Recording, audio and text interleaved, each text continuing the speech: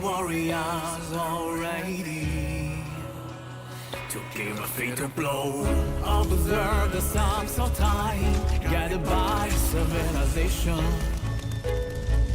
Like a beacon, spread the words. The world cries sounding from afar. Fire and sword piercing through. We'll never surrender. For our lives, for victory.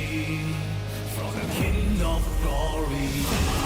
The symbol touch the sky.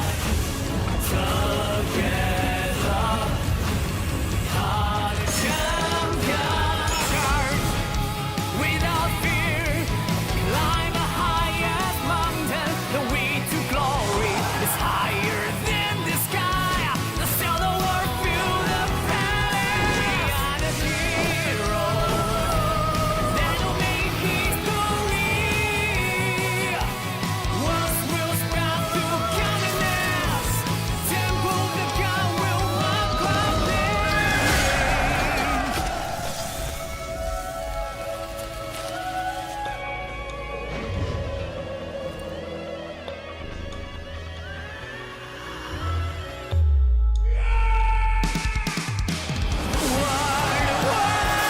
battle beat the legends never end. Swords come through the gates of hell. All will be ready. Unlike us, warriors, impeccable strategies. When the sharpest of blade are drawn, enemies will be confronted. Symbol for all glory. Fight to the top. Let the world be my call.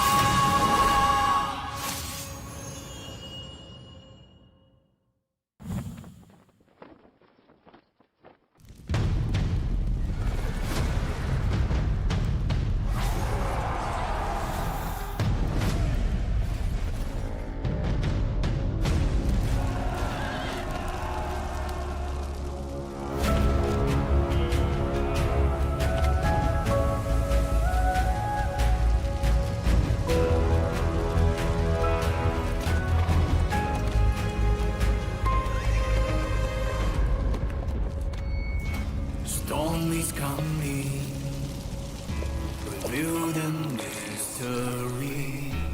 Hidden warriors already to give a fatal blow. Observe the sums of time, guided by civilization. Like a beacon, spread the words. The world cries sounding from afar. Fire and sword piercing through. We'll never surrender. For our lives, for victory. From the King of Glory. The symbol touch the sky. Together, heart and champion charge. Without fear, climb the highest mountain. The way to glory is higher than the sky. The sail the world feel the valley. And a hero that'll make history. Words will spread through kindness. Temple the God will walk up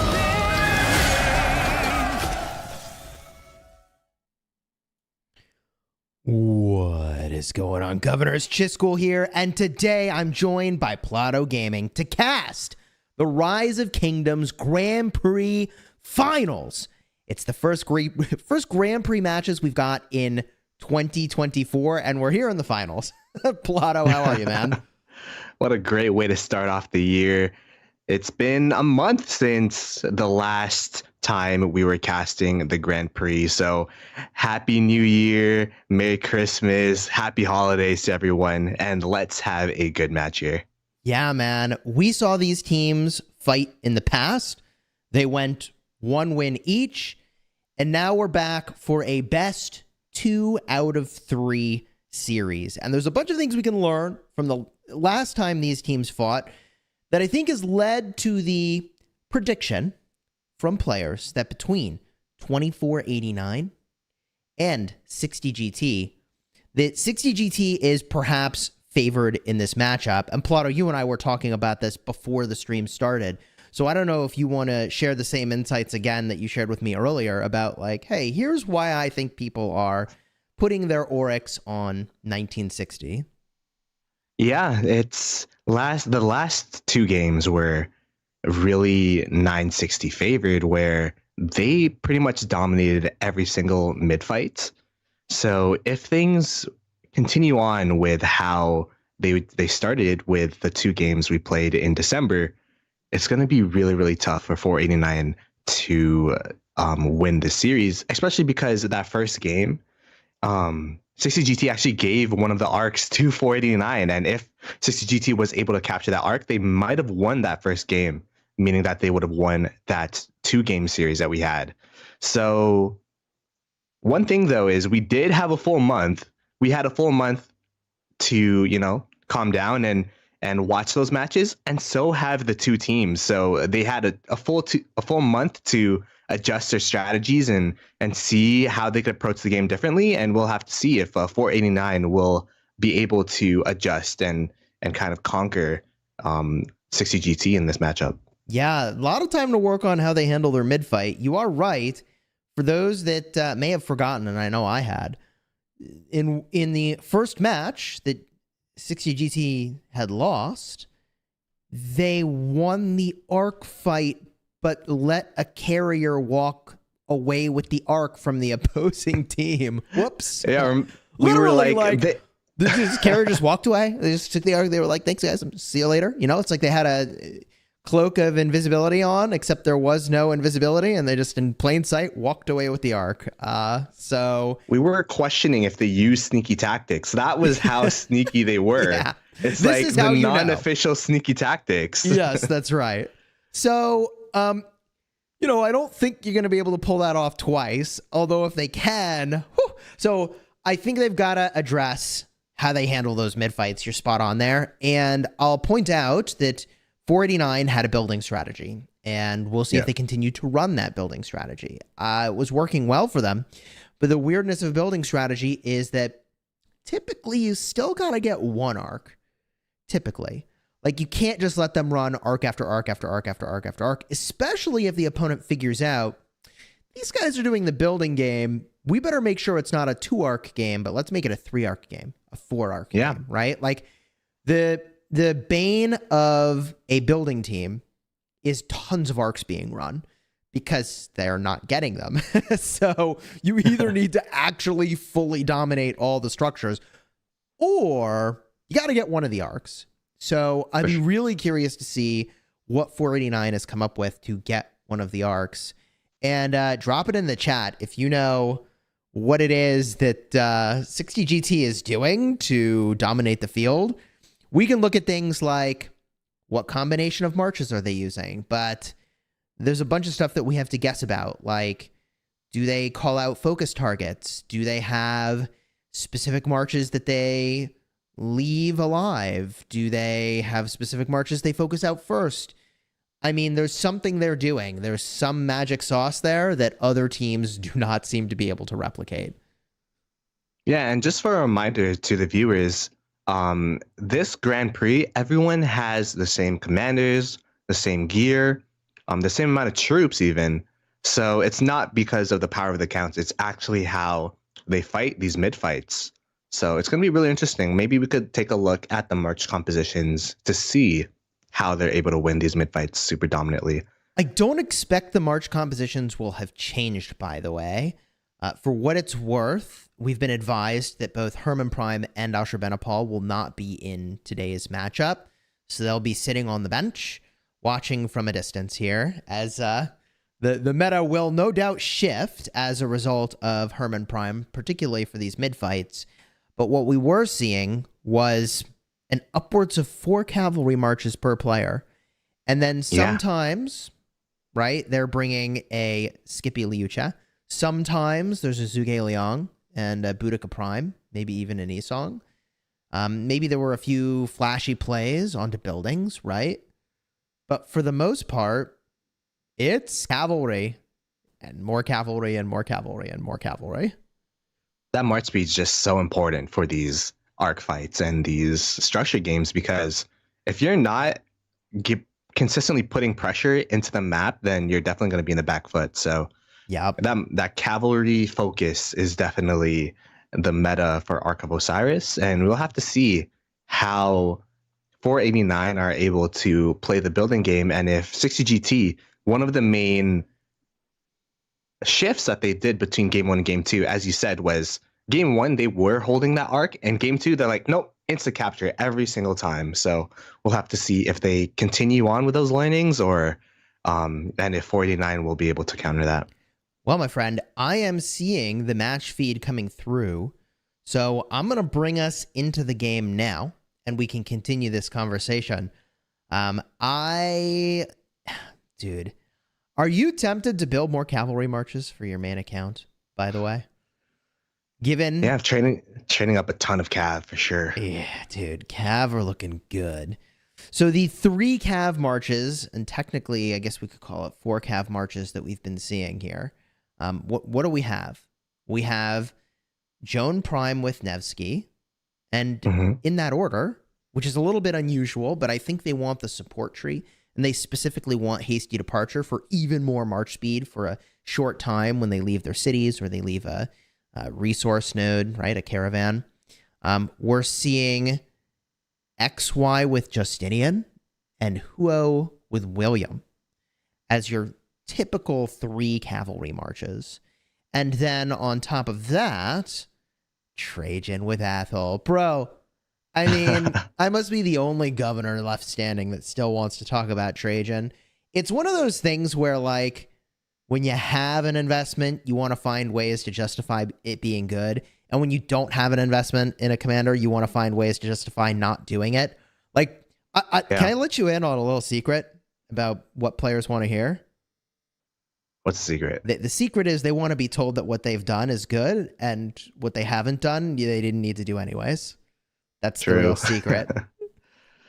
It's like that for sure. It do be like that. Here we go. Match begins, right? But the reason I mention that as this match starts up is that in this game mode where everyone has everything, like, hey, look, there's a winner and there's a loser.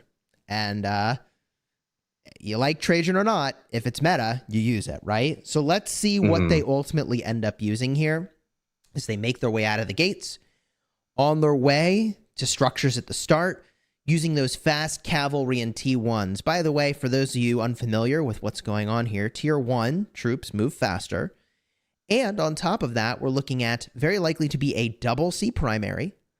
Yep, there it is, double C, with either a Julius Caesar or a Honda Tadakatsu or any commander that's got 20% march speed as the secondary. So we've been lovingly calling this triple C for the Cao Cao Julius Caesar combination. Yeah, the double C Julius is usually for filling structures, so I'd expect these marches to be double C with Honda Tadakatsu just for that extra march speed. I think it's the same march speed. I think it's 20% on the Julius Caesar with the double relic. Oh, you're right. Which is crazy, right? Like, Julius Caesar's got some wheels, man. He's cruising. He's on a chariot. That's what that is. He's cruising. Getting dragged up. Yeah, I mean, Honda Tadakatsu, a part of what made him unique is that 20% march speed and that he could go with any commander. And Julius Caesar is, he's like, hey, hold my chariot. And he's cruising along now with another 20% march speed.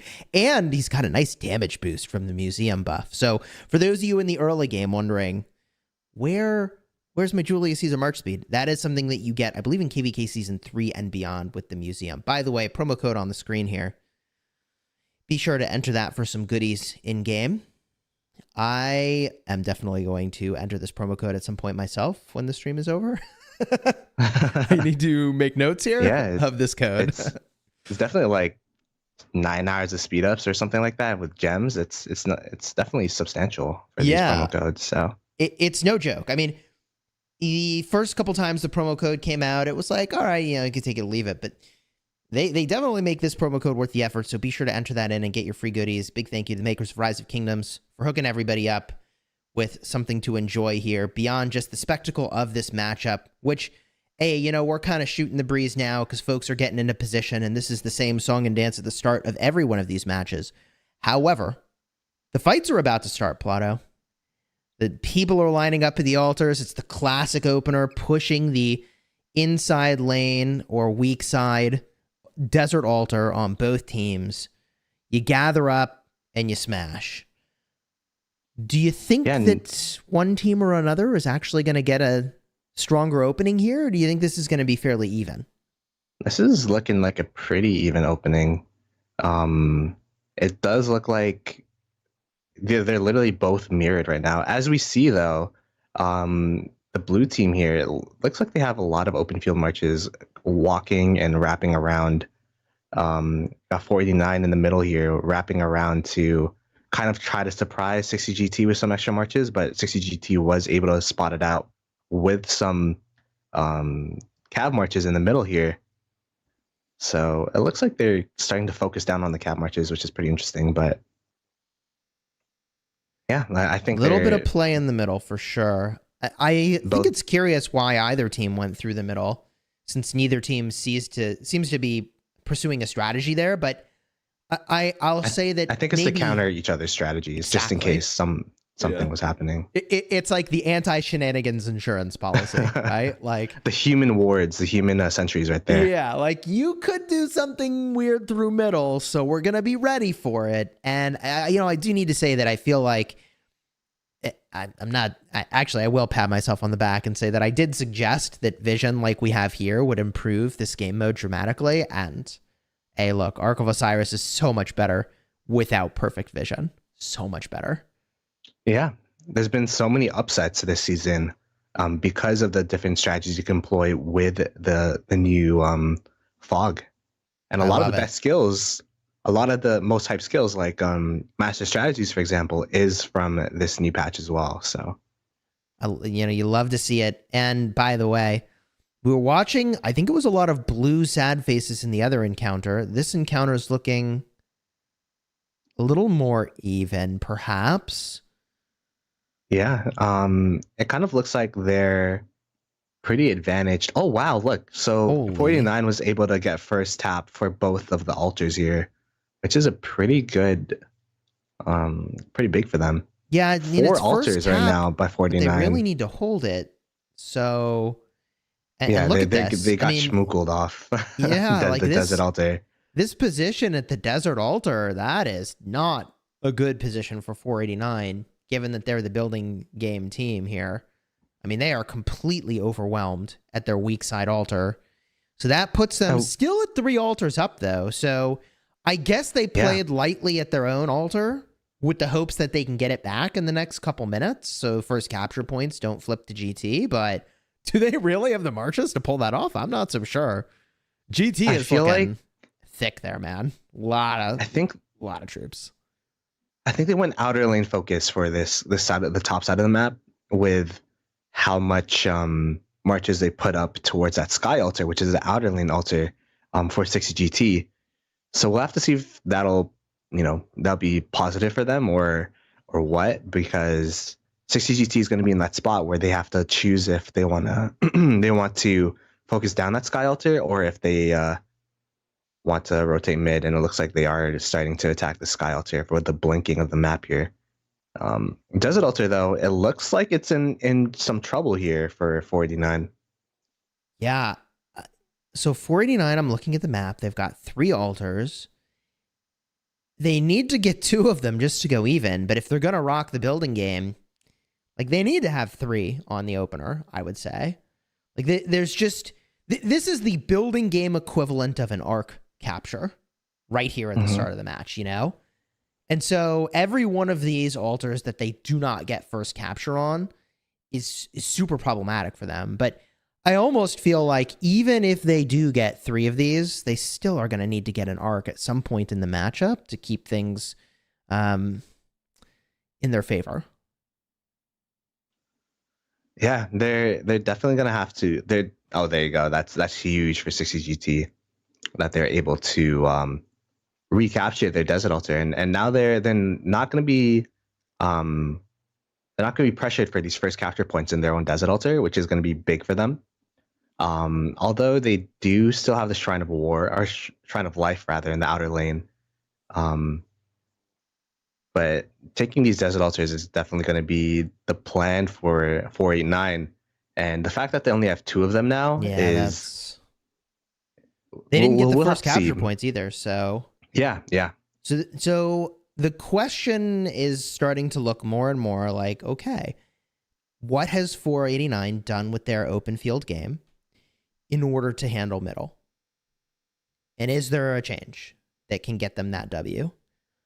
If we look at the marches that are here, by the way, I had sort of forgotten to do that. We still see Ethel Trajan. Gosh bless. I love to see it. I love to see it, man. Free to play commander among the choices of what should be used by the best of the best. I mean, if that doesn't tell you something, I don't know what does. We do see those first cap points rolling in, and it does favor 489 for now. Mm-hmm. I say for now because we know that at least one of those altars did flip before those first capture points have landed. So we're still waiting for more first cap points to accrue for 60 GT. So this looks, a little more in favor of 489 than it actually is, right? 489 did get an extra Shrine of Life, though, worth of first capture points. Looks like 60 GT was able to get the first capture points for the Desert Altar, so those already went through.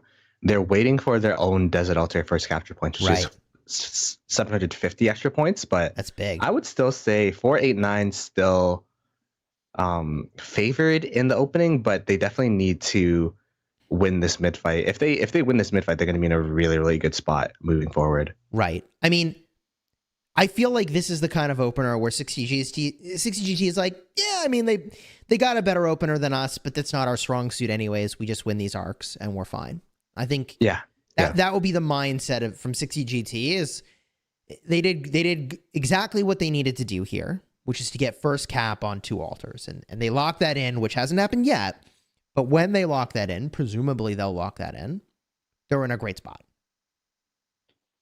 Yeah, and 60 GT is actually balling up right on top of the ward or the sentry of 489. So 489 know the exact amount of marches for this mid fight.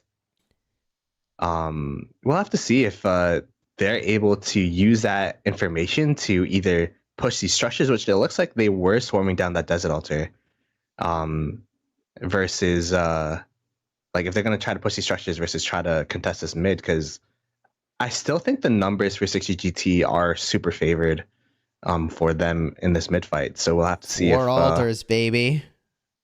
Yeah, the 4 altar game, if they're able to hold this is going to be huge. If they can keep that for like 10 minutes, they're in a great spot. If they can keep that the whole game, I think they could win the game, Yeah. But like, so you see what it takes to win the building game. Like when you say it out loud, it's like, that's absurd. Yeah. There's absolutely no chance they hold all those buildings for 10 minutes. You know what I mean? Like that's a lot. Yeah. That's a tall ask right there. But maybe it'll happen. I mean, here comes 60 GT. They're rolling in the mid. 489 is balled up. This is a very interesting strat. Are they going to go down? Like, what's the plan for 49 here? Just drag 60 GT away and then hope that they forget about the arc again? Or what's the plan? Honestly, it's not the worst plan. 489 dust up. GT dust up. So mirrored use of their points here. Mm-hmm. Wow. This is such an interesting murder ball here. Total Vision used as well, so they're definitely going in for this fight. I wonder if they tried... so I can tell you what they did, but it didn't work. So I think what 489 did, and you can see it from the zoom out view here, is they baited a bunch of GT marches away from the middle, and they are going to try to walk away with the arc again. 489 is going to try to walk away from the arc, GT has wisened up to that possibility and left about Look a at the dozen sad marches face there. train. Oh my goodness. That's a Yeah, train of sad faces from 489. there's a Getting number of reasons cleared. why that's the case, right? First of all, they were outnumbered. Second of all, they marched to a disadvantaged position. But third of all, that wasn't their strategy anyways to win that fight, obviously. Yeah. But GT is left with a lot of marches and a lot of health. So It's one of those things, right, where you kind of want some of your marches to sad face so that you can instantly start contesting the building game. But because all of their marches are kind of like full health here, you're kind of left scrambling. Like you win mid too hard, and then you're left scrambling because they have 3 altars. 60GT just capturing the desert altar of 489. So even with the capture of this arc, the game is going to be around an even state, and it's still climbing in terms of points because of how many structures 489 is able to capture here. We'll have to see if 60GT plan to hold this arc or if they're going to insta capture it and just go full mid, like they did in game 2. I mean, I think you dunk this thing. I do as well. You Yeah. dunk it with style and go for the next one. Just keep those arc points rolling. I feel like people are starting to wise up a little bit about holding the arc. Like I would say 75% of the time, I'm shooting from the hip here. Maybe 75% of the time holding the arc is probably the right play, but 25% of the time it isn't. And like people got into a groove of just holding the arc. I guess because like it's hard to be critical of like someone doing that. Yeah, it's hard to yeah. say that's a bad play. There's per less se. variance for sure. It like because- always seems like you're being smart and strategic, but actually, I would say at least 1/4 of the time, like teams should actually just score the arc, and they're in a better position if they run more arcs. I think GT is one of those teams that should not be goofing off with the arc off to the side. They should score that thing and just run up the arc score as high as they possibly can, and that gives them the best chances of winning. Wow. Now, This desert altar hold is going to be huge. I think it might fall though. yeah. There you go. Yeah. So, about that 10-minute building hold we were discussing earlier, I think we They made did it it, 4 though. minutes. They So- did. They made a bit of a buffer. Like they did a couple things good there, but it's the arc capture is going to be big. And as you were saying, Chisco, the whole point about capturing these arcs, I think a lot of teams are kind of hesitant to capture arcs because it creates more variance in your strategy, right? Where the more mid fights you have, you're not guaranteed to win every single mid fight. True. But as you were saying, 960 this season, this Grand Prix, pretty much guaranteed to win every mid fight. I mean, They've didn't they almost win? captured. Literally every mid fight except the one where they let the arc get away. Yeah. For the matches, I'm talking about for the whole Grand Prix. I remember seeing a stat where they captured like every single arc except for like 2 or 3 from their past games. So they have been super dominant in these mid fights. And as you said, like they should be comfortable if they plan to just to capture these arcs. But as we're talking though, they do have 3 altars. I'm not too sure how that happened. 489, it's looking pretty tough for them. 60GT was able to re-establish their building game after that mid fight, so they're gonna have to try to capture this desert altar so that they could be in even footing for in the building game. Man, I mean, we're looking around the map here. This is a rough position for 489. I mean, they're gonna have to win some arcs. All right. And I wouldn't count them out for that. So let's talk about that for a second. I mean, have we seen 489 truly move all in on an arc? I don't know. I think we have, but I don't know. Like they're always so building game centric that maybe they had like a couple marches. I don't know what they could do for these mid fights though, because even it kind of looks like in an even state they're still losing these mid fights. So right. we'll have to see what happens Well, we could talk about this, moving right? forward. I've put a lot of thought into how do you get better at a mid-fight.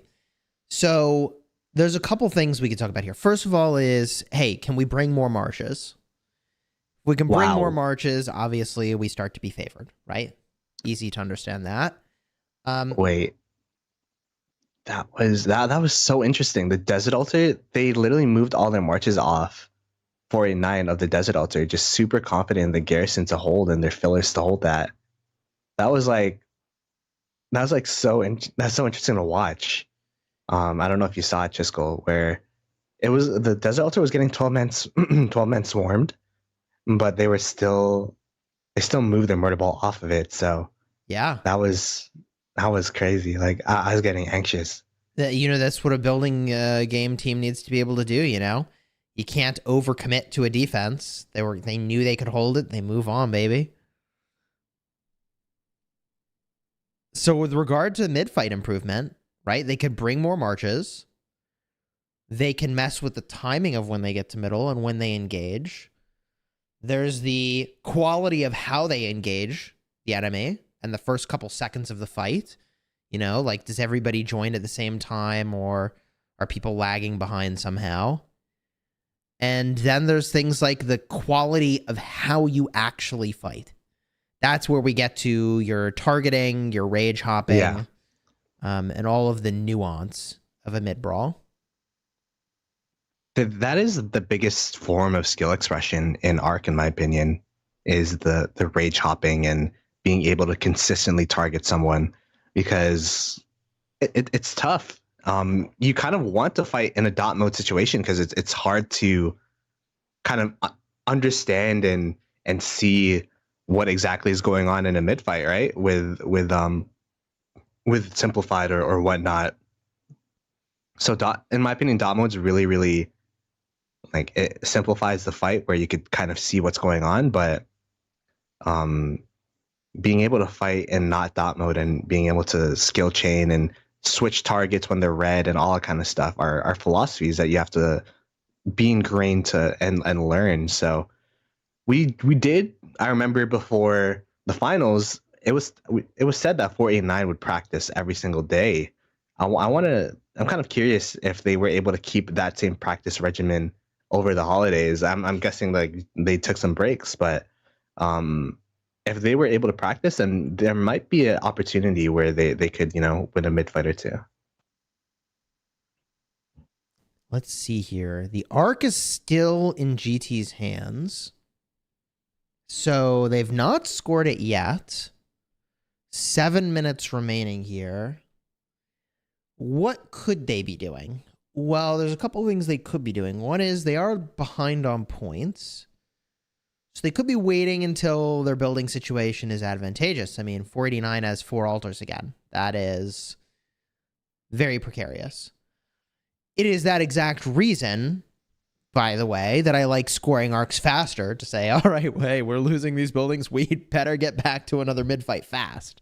But yeah, they need to be ready for that, right? Like, they want to achieve some amount of stability to their building game before they go mid, Because if they go too soon, they may not have enough time to properly get to the middle fight and reclaim enough of these structures.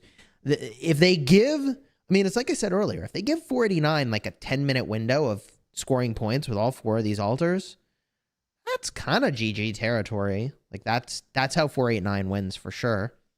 Yeah. The building game's so dominant for 489. And this is giving me flashbacks of game 1 of the last series, because you were literally like practically screaming at 60 GT, just capture the arc, make the game simple. You guys are the mid fighting team, so just capture it. As we manifested it. They captured the arc as soon as we started talking about it. This does feel like deja vu. Like, we're just running it back, Like, it's literally just run it back. It's so funny, by the way, to watch the chat, because like chat is like an emotional roller coaster. Like, they see the scoreboard with one team winning and they're like, oh my God, this team's ahead, the other team's behind, that they're losing. And it's like, well, I mean, it doesn't necessarily mean they're losing yet, guys. Like, the match has another 35 minutes. This is literally just getting started in the grand scheme of things here. It's a 2,000 point game, and you got to remember the value of the arcs escalates throughout the match, and the value of buildings technically has dropped and now remains the same throughout the rest of the match. I say it's dropped because, at the start, getting buildings gives you first capture points. So their highest value is the start. Then their value drops dramatically and remains consistent throughout the match. See what I mean? So there's still so much that can happen here over the course of this game. And then the value of building points actually drops the more arcs there are captured because it dilutes the amount of points. Like the more points overall, the less the amount of points for occupation matters, right? So that's why we were like, yeah, 60GT, just capture the arc, because they would have been in a really good position to just, capture arcs over and over and over again and diluting the point pool that 489 has been able to accumulate from this building game. This next arc fight is actually going to be super important, though, because if 60GT is able to recapture these arcs like they've been able to, it's going to be an extra... They would actually be in the lead if they capture the arc right now. But if 489 is able to capture this arc, then the game's pretty much... even if they're able to control it, the game's pretty much in their hands. So that's the funny thing. Like, all 489 has to do is get one of these guys. And the context just completely flipped at that point. That's all they got to do is get one. And the world has completely changed. So we'll see if they're able to do that. Right now, building game is looking shockingly even going into this next arc. It makes me wonder if 4089 is getting out-muscled here or if they're posturing to go big for this arc. I feel like if there's an arc that you're going to go for, it's probably this one as 489 because, I don't know, I mean, you wait too long and then the arc gets held and then you run out of time to actually capture it. Whoa, cool graphic. Yeah, the score comparison here. So the occupation score, we got about 6,000 points almost of extra occupation score for 489. Yeah.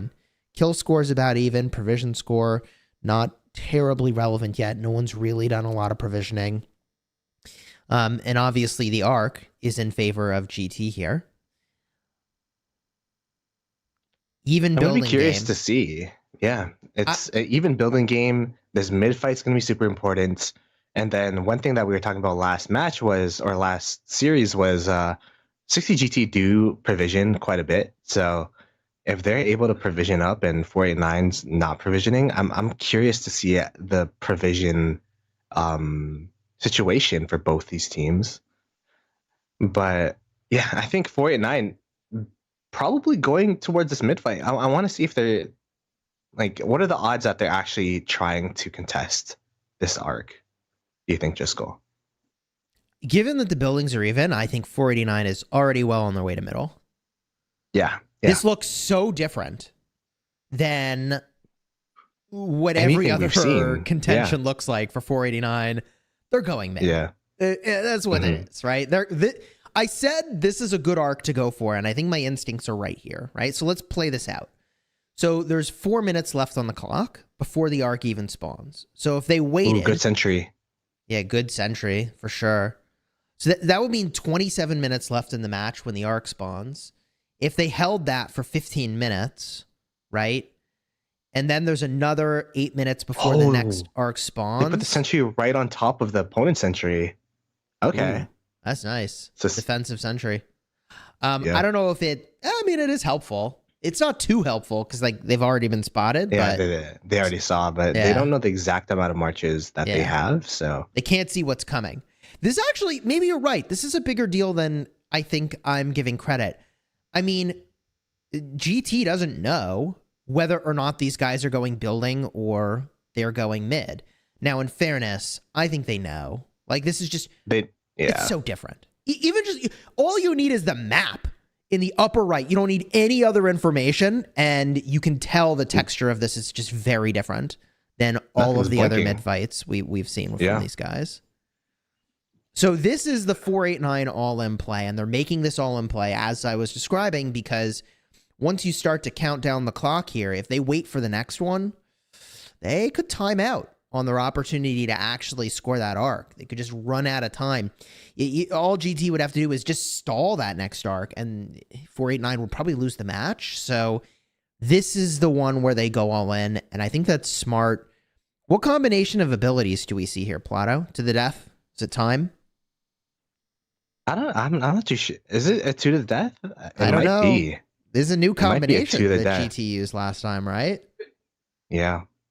So this is where I don't know. I can't tell what's going on here. They're literally like touching but not hitting.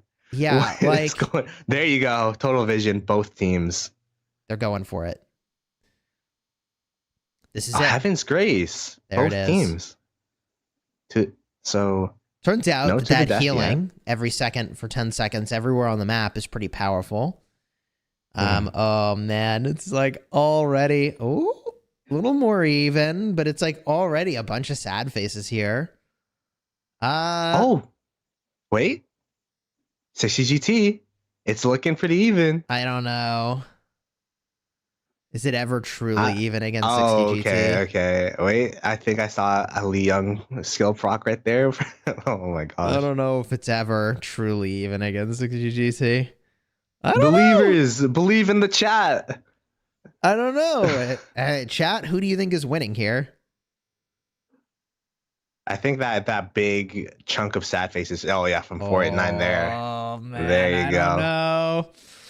That's a big chunk of sad faces. Oh jeez, they do look sad. Yeah, there you go. Well, and 60 GT was able to capture the Sky Altar too. I didn't even notice that. They were able to capture the Sky Altar of 489. This is why I was saying, like, 489 kind of needs to make big sacrifices all around the map in order to pull off this W. Dust up use as well. Both teams.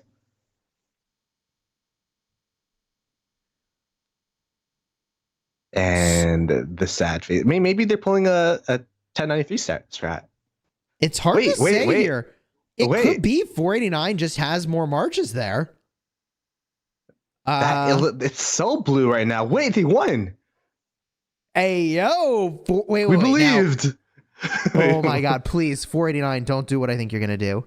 They're sending a bunch of marches forward instead of going with the arc, bro. Just go with the arc. Please. Yeah, wait. Please don't do this. 960 have... No, like, 960's got so many ambushers. Like, please, just protect the arc. No. Oh my goodness. I'm so uncomfortable with what's happening right now.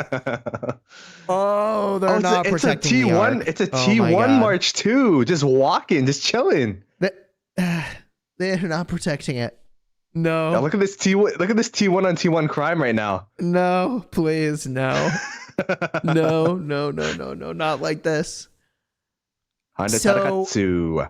I love what 489 did here. This is what I said they would need to do, right? Is like sacrifice the building game to actually win the arc.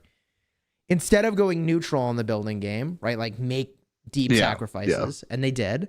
And they have an arc opportunity here. And it's not well protected. And now there's a bunch of CCs up in their business. And now it's about to be a bunch of combat marches up in their business. I love how 960 had like 4 T1 CCs just to hit the arc, and it's actually delaying them quite a bit here. Yeah, it is. This is a problem. I'm very anxious, Plato. That's why I was wondering. Look at all the GT coming through the middle now.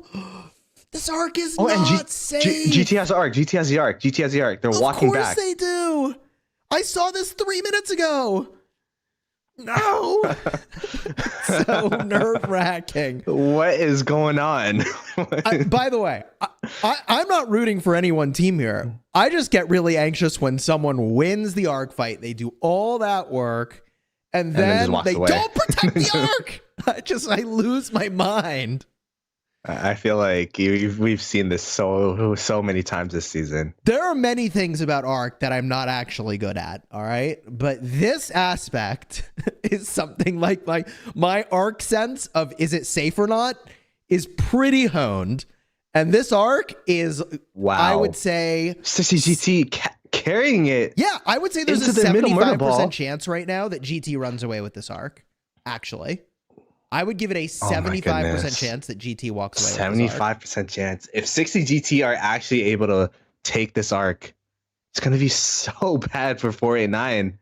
I think the chances of 489 getting this arc are pretty low, actually, which is weird because it's on their side. But you can see GT pulling the assault from the Shrine of War to go here. I do like now that 489 is swinging around with all those marches from Shrine of War. That is good. Mm-hmm. Yeah. Maybe this is more safe. I don't know. Man. They got the reinforcements coming. I will say the people that are clutch for 489 are the people that are able to tap the arc.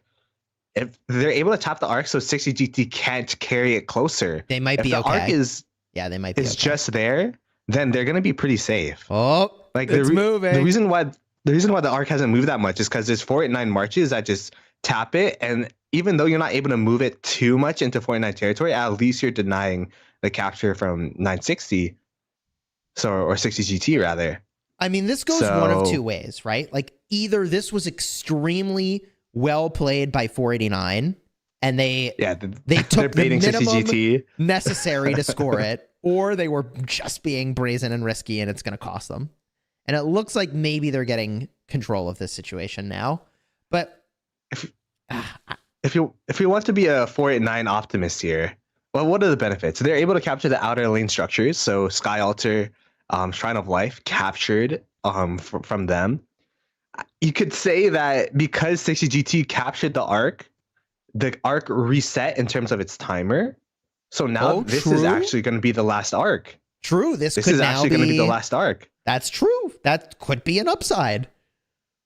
That could be a big upside. Hey, remember when I said 1960 should just score the arc as fast as possible? Remember when I said that? I do remember. Yeah, that was not even that long ago. I feel like you say that. Here we are. I feel like you say that every single match we spectate 960 is just. Here we are. Capture that arc, please. Yeah, just like stop being fancy and just be brutal. Like, I don't know. My 2 cents on that one.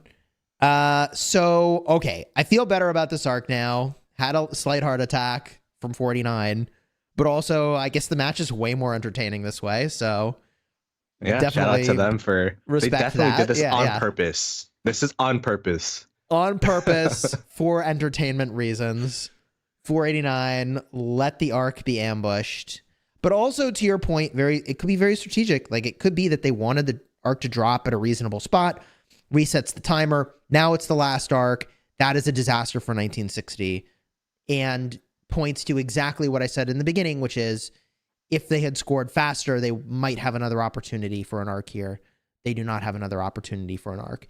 So now GT has to go on the building offensive, and not by a little, by a lot. I mean, this is going to be a big arc worth of points that they have to make up, and they're already behind. So GT has to do something that they've never been able to do before, as far as I can tell, against this opponent, which is dominate buildings. It's so blue. It's blue, though. But there's 21 minutes. Yeah. 21 minutes is a long time. Like, that is a shocking amount of building points that can be accrued in 21 minutes. So the question is, can they sustain 21 minutes of building? I don't want to say domination, but advantage, we'll say, right? Yeah. Yep. It doesn't even need to be dominance, given that there's 21 minutes. They just need advantage. And they're already at a disadvantage, and it's not good. Yeah, they're going to have to pray for their building game to improve and for the provisions to come clutch. Those are the two things that 60GT has, like, they have been provisioning in previous matches. We'll have to see if they were provisioning this match. If they're able to provision up, maybe it might be able to make up for the arc, and then the building game, they just have to make sure that they don't keep bleeding points from the building game, because they have been bleeding for the past couple of arcs here, or past couple of minutes here. But it is even now, so that's step one. Now, capturing one of these altars would be step 2. I will say, I have been advising people to bet their Oryx on 489. And the reason has nothing to do with either team, for what it's worth. It's purely gaming the system, right? So if you bet Oryx on GT and win, you get like 1.1 extra coins for every one coin you bet.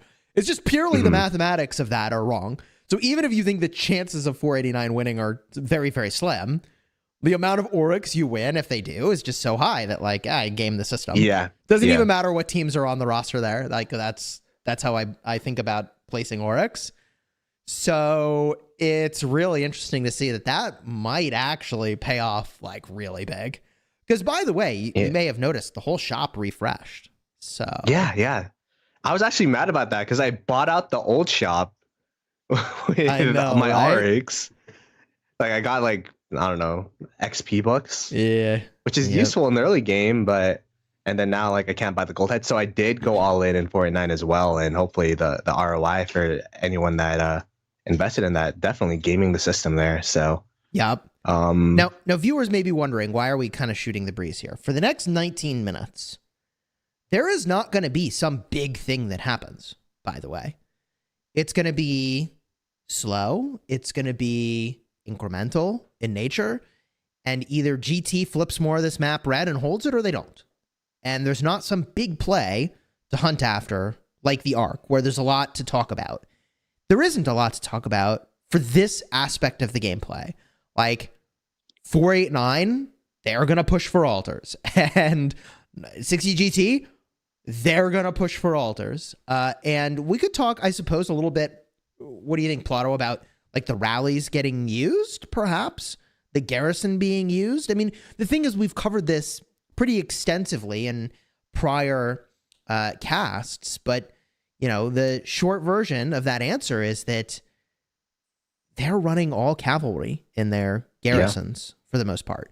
Even their mixed garrisons with the YSS Hera combination, I guess flip the order, Hera YSS, pretty sure that the captain runs all cavalry and they expect other people to fill with other stuff. Yeah. That way the march walks faster to the garrison, quite literally. So from a garrison standpoint, again, you see that Hera YSS. You also see Jan Ziska with Hera. That's because it's a cav garrison. Like, it's World of Cavalry over here, know? Because all of the marches are cavalry, so you could just put in a cav march in there. Rise of Cavalry. That's what Rise of Cavalry. Yes, sir. Yeah. So the rally situation, you would think, might change, given that it's almost full calves in these garrisons, but it hasn't, because we just don't have the right infantry rally for this job. So the rally that we're typically seeing is something involving Henry and like Zhuge Liang, right? Yeah. We did just see a Nevsky Justinian on this desert altar this desert altar that we were watching, but it's been a lot of cav, but or Nevsky Justinian or Justinian Nevsky, whichever pair you desire there. So why not use infantry? So a couple reasons. First of all, they are slow. So it actually takes longer to march yourself downfield to hit the building, which is a problem. Time really matters here. The second reason is that you're actually not going to want to garrison the thing with with infantry when you get there. You don't want to swap to an infantry garrison captain anyways. So like the cleanest situation is to just rally with cavalry, because okay, let's say you run an infantry rally. How are you going to reinforce the rally? Nobody has that's infantry, true. Right? No infantry marches. Like, you might have a Skippy Liu Cha, but like all the people that are doing that, I don't know, they filled the rally with that march potentially. I don't know. I suppose. Oh, they captured the Ark? Wait, no. They just dropped the Ark and then took it. Yeah, changing hands. So okay. How would you change hands on the Ark carrier? You would take it to a caravan. That drops the Ark. Someone else can pick it up. You would do that to put a march there that's more advantaged. So something that moves faster, presumably. Yep. Or maybe your march is low, so then you want to switch it with a more healthier march. Something like that. Yep. Yeah, I'm of two minds on that one, by the way. Like, maybe you want a healthy march, or alternatively, you want a march that's below 50% for speed, the movement speed balance. Yeah, but like, I don't know. Why are we trying to go anywhere? Just put the arc You're right next to your in the city. cities. Yeah. Yeah. I do think it is pretty good that 60 GT is trying to force them to score the arc, but they really can't do that. The worst thing they could do right now is score the arc. They're better off just letting the arc drop and trying to recapture it. If they score the arc, oof, that'll be another arc it's round. gonna be tough. By the way, If they have another arc fight, it's gonna be really tough. As long as they don't allow 60 GT to capture the obelisk, there's really no capture potential for them. So isn't it funny that 489 switched all their avatars to clowns? I think that's pretty funny. I mean, I guess they've got the little jester icon for their alliance to begin with, right? But I don't know. Yeah. A lot of them are from Blackjack, and then being from 1021, and then they did have the icon there as well. So might be homage to that. I like it. The lore. Let's get into the lore here. 1021 back in the day. Man, that was a kingdom. I fought against them in KVK. Fun fact. Yeah, I did too. I think as a KVK before they migrated out, we fought them. So it was an interesting Strife of the Eight. Strife of the Eight. Man, what a format. By the way, we're looking at the buildings here. It's fairly even. We've got 13 minutes left. And GT's sitting at about the same place they were sitting at in terms of point differential, which is not good for them. So they have not been able to meaningfully move the needle on the point game for buildings. And now they have a problem, right? Mm-hmm. So when they had 20 minutes, okay, I mean, you get an edge for a 20-minute time frame and you can offset an arc. But now we're not talking about a edge. We're talking about a building domination situation. So from here, GT actually kind of needs to dominate these altars for the next 10 minutes plus. I don't see that happening.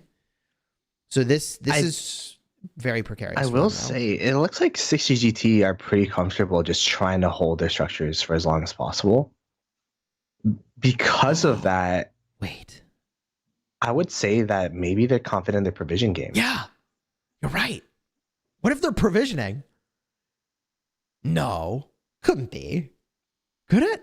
No way. I was told that they could provision up to like 4 to 5K worth of provisions in a match. So you know what we need? We need that graphic to pop up again with the provisioning amount. That's what we need right now. The score comparison. Yeah, the cool score graphic. comparison with the provisioning. That's the information we need. 5K provisions easy, chat says. I don't know about easy, but that is funny about the nature of provisioning in this game mode is that we're still saying it's important even though it's been like nerfed so many times. Like, yeah, provisioning was a lot easier when you had vision. And before that, I feel like there was something else that made provisioning easier. I think it used to be worth more points. Oh yeah, worth more points? Or something like that. Sounds right. Yeah. Yeah. Well, and like, you know, I think it's good that the game mode is not really about gathering as much as like it can be an accessory to a victory and not like a core strategy to victory. Not the means to victory. Yeah. I gotcha. Yeah. Like, I don't know, man. Like, how did you win your Ark of Osiris match? Well, just gathered with 5 we marches. just gathered everywhere, baby. Yeah, like, I don't know. We gathered our opponent's caravans. So yeah, it's just a little more exciting this way. You know what I mean? Yeah, for sure. So, yeah, I mean, this is match 1, chat. Chats, this is first or second match. This is the first match. It's best 2 out of 3. We don't actually know who's going to win yet. Although, if you were betting, you'd pick 489 right now because they're holding the arc and they have a point advantage of about 1,000 points. A little bit less, 900 points. 3 altars. Oh, whoa. Look at this. Sneaky. Oh, ooh. Are they moving in on the carrier? Some sneaky beaky marches over here in the back. You love to see it. So how would this work? They would need to take out the carrier. We actually should go back to watching that obelisk. Yeah, no, this is where we need to look. So they take out the carrier, they take the obelisk, and then they take the arc and bring it over to the obelisk. That's what they're doing. Yeah, that would be play of the year.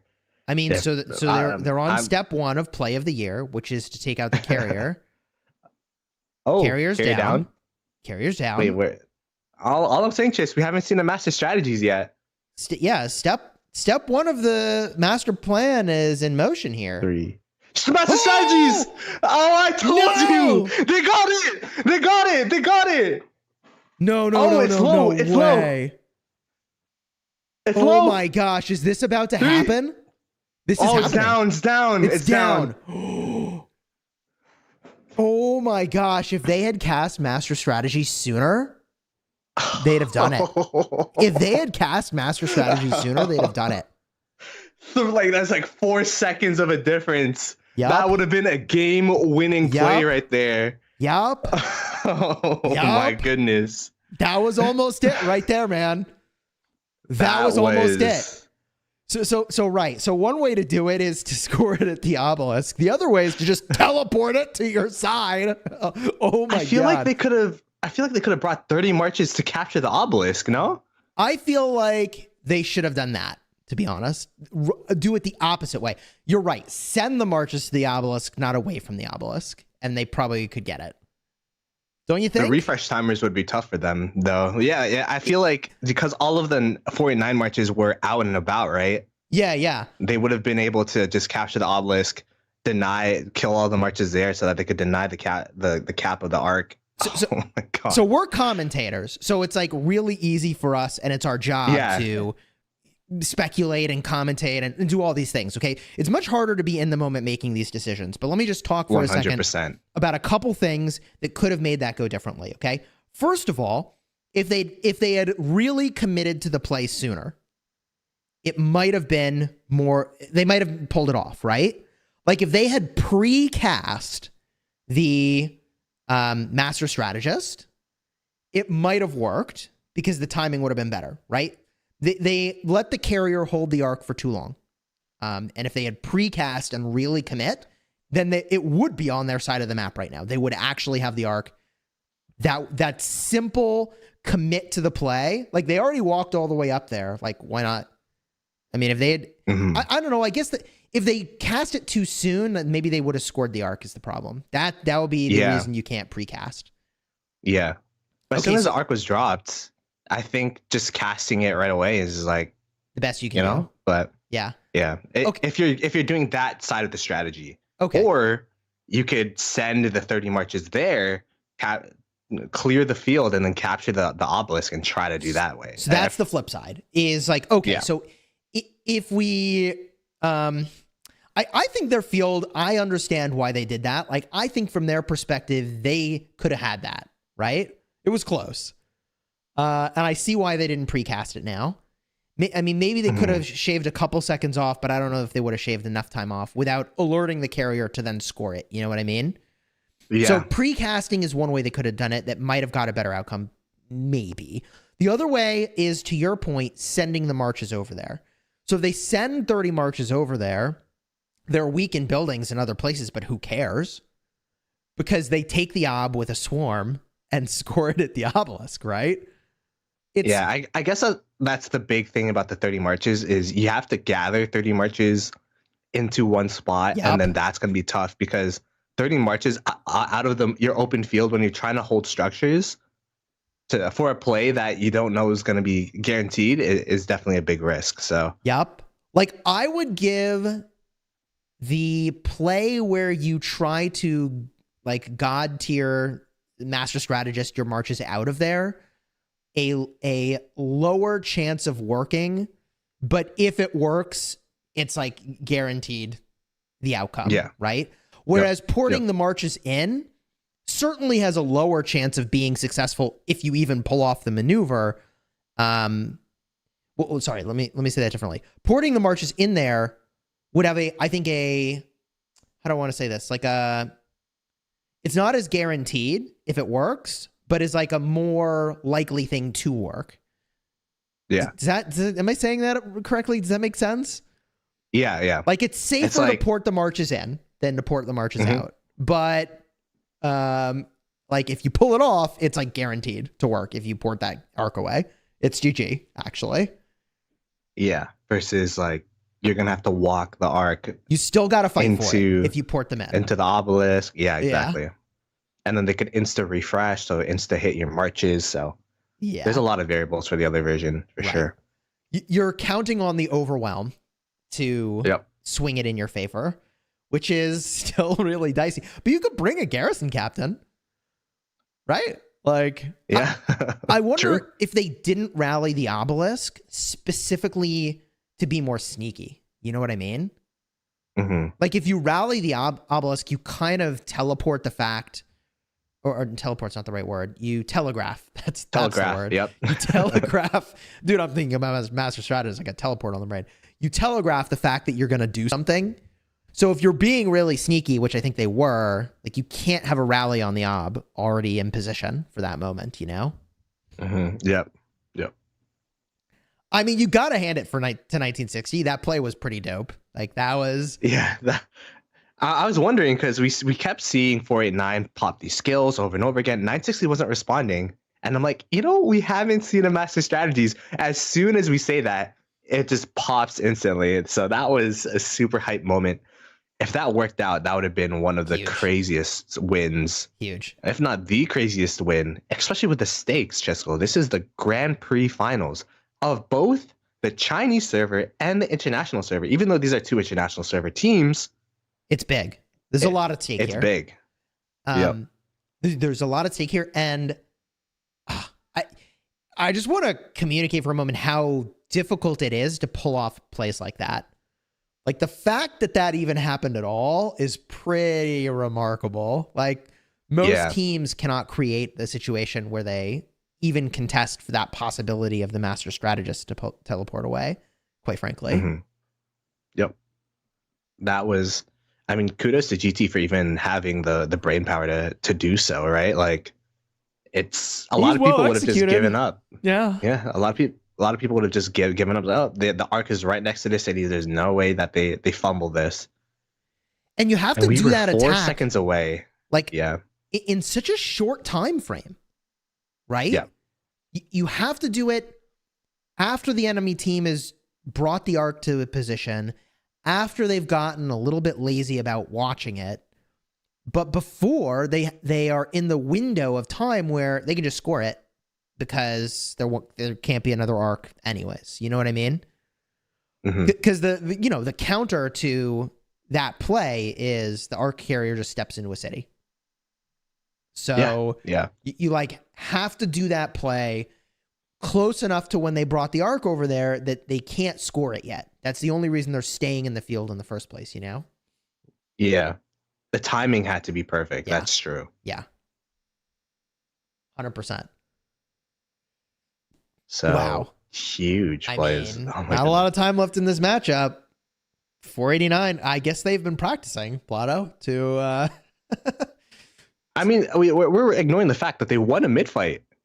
They won a mid fight against 60GT, which was something that they didn't do in the past 2 games in December.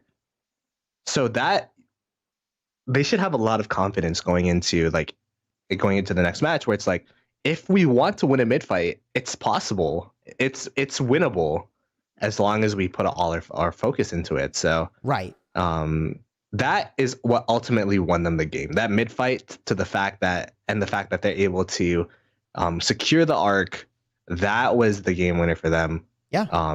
And then we'll have to see like how 60GT evolves their strategy. I think what you're talking about of capturing the arcs over and over and over again for 60GT might be something that they go into, but now in the back of their heads, they should be thinking, wait, 489 can actually win a mid fight. So it's not as secured as previously thought.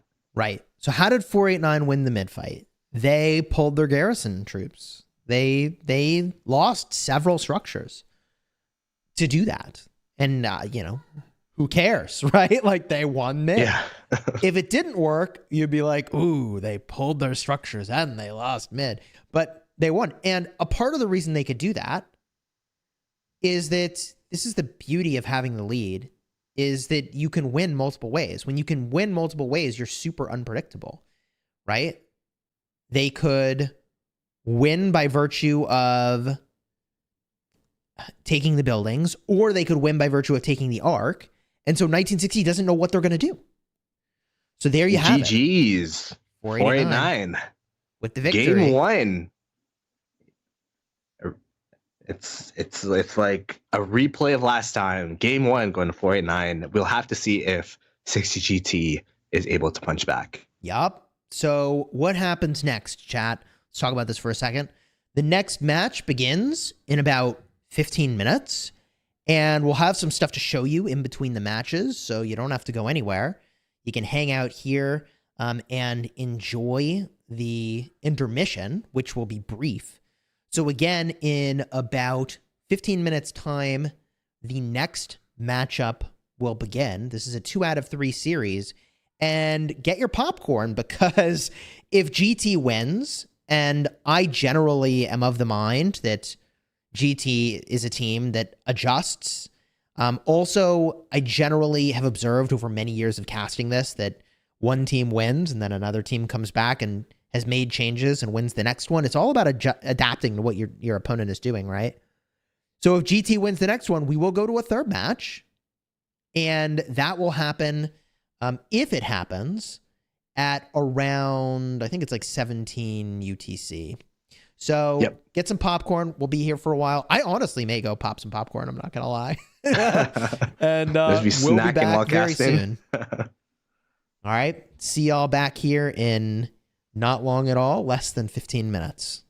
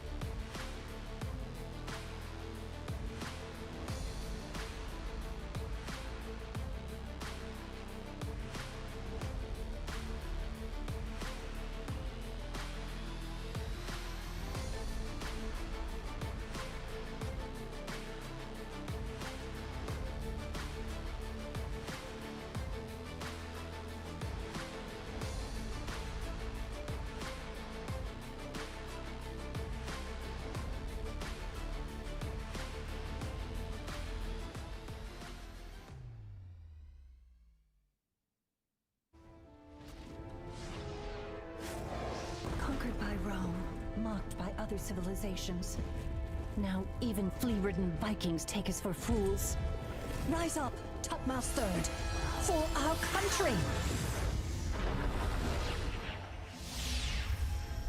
I, Imperial Pharaoh of the 18th Dynasty, buried by my side, my loyal... No time to waste. Egypt needs us. Dare you hurt our people?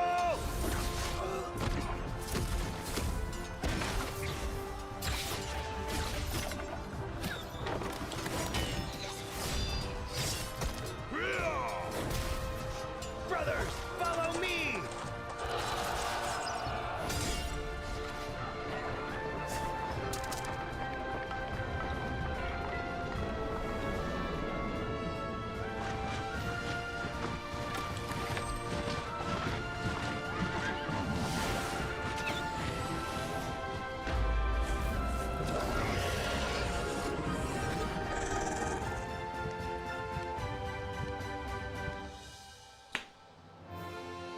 Egypt must rise!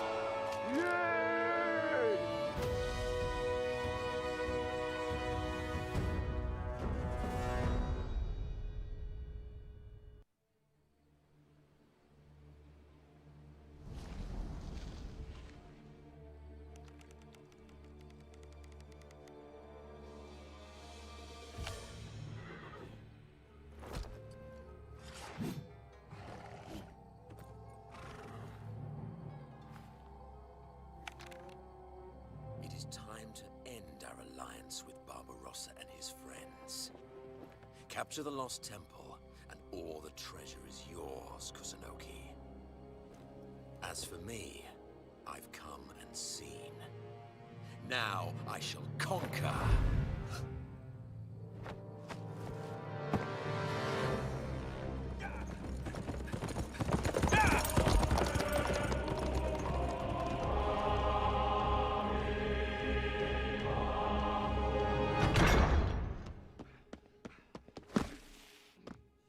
What cause is there for such alarm? Your Majesty, Caesar has betrayed the Alliance. He and Kusunogi Masashige are going to attack our temple. So, Caesar, our pact with Boudica means nothing to you? Then we shall meet on the battlefield. Tell Boudica, war has found us.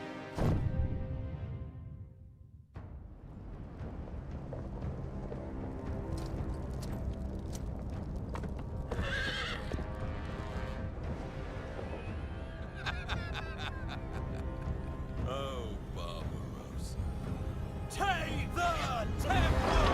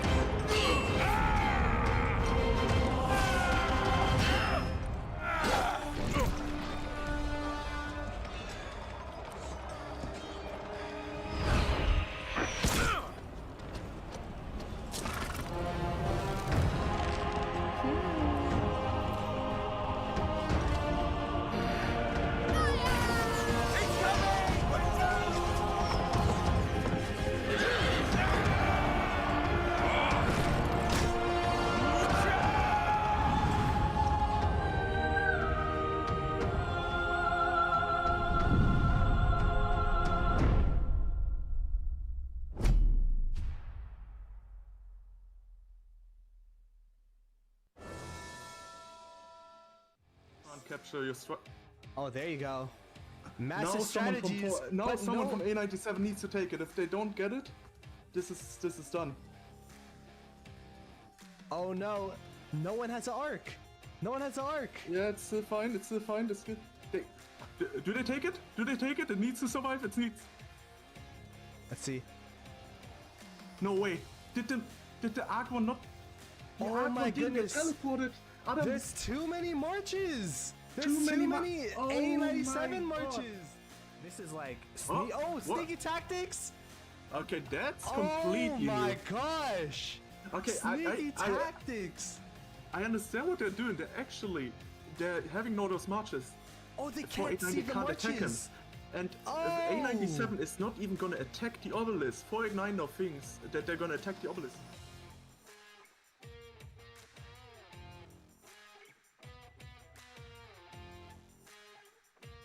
The 93 is not so stacked in the middle right now. Yeah, and GT says, okay, go, go, go. Master strategy from Master 93. Okay, so they're going to arc is take the dropped. arc away. 7 seconds. It looks like it's going to 93. If the GT can't kill the 93 carrier, then it might just be getting teleported away. Did they do Oh, it? and They didn't do no, it. it looks the arc is still there. The arc is still there. So they kind of get cleaned up, right? Actually, here GT looks like they Mirror. opted with. Yep, they mirrored. Heaven's So grace for both. 93 learned from last game. They did not pop to the death. They actually went with the 3 skills, and so did GT. So we're seeing to the death, dust up, and total vision from both teams. GT with the first pickup. I was targeting the 93 March because I thought they got there first, but no, GT. Not only do they have the presence, So good. but they got the arc.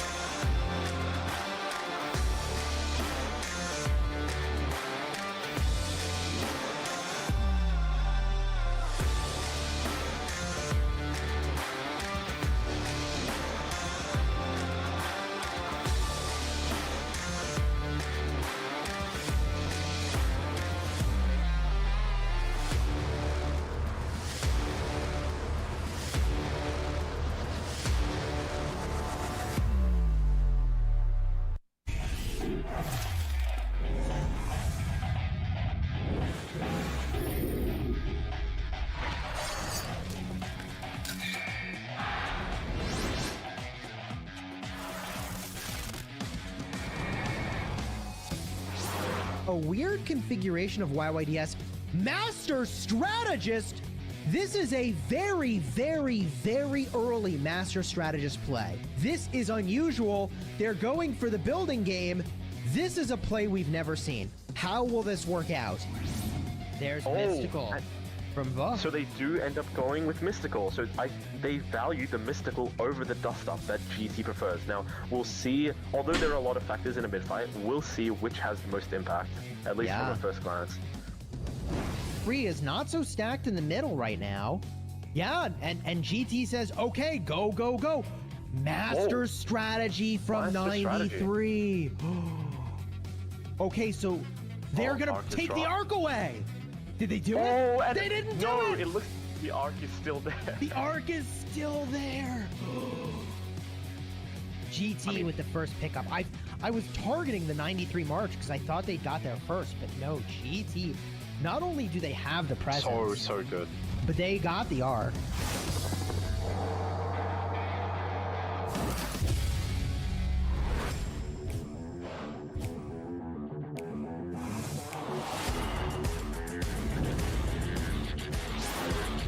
And, oh wow, and look at all the USD sad faces. That is insane. Oh my god. So 489 took the buildings all match long and then said, all right, have the buildings. Here, you hold those. Now you hold them. We'll take the arc. Thank you. and they committed to middle really hard. And sure, they lost an altar, but I guess they figure they'll get it back, right? Wait, there's no 88 VH cities left. Yeah. No, I There's think a they couple, actually but- just left the match. Wow. They fully left. I mean, not fully, but like pretty close. There's like 10 people left. I'll consider that fully at this point. I mean, the whole map is blue. You remember when I said... Look at the What's sad that? The faces mode coming out of is- A97. Wow. The sad face train of A97. 489 showing their middle dominance here. No one has arc. Yeah, it's still fine. It's still fine. That's good. Hey, do they take it? Do they take it? It needs to survive. It needs. Let's see. No way. Did the Aqua not? The Oh Aqua my didn't get goodness. teleported. Adam, There's too many marches. There's Too too many many oh A97 my God. marches. For those that don't know, Oh the top one my skill God. only takes 30 marches. Thus and watch 489 continue to win this arc match. I will say A97 and the Chinese teams, I would love to see more modes where I don't know what else you could integrate the Chinese server with the international server. I'm sure KVKs would be impossible because patches KVKs, release yeah. at different times. To 489 and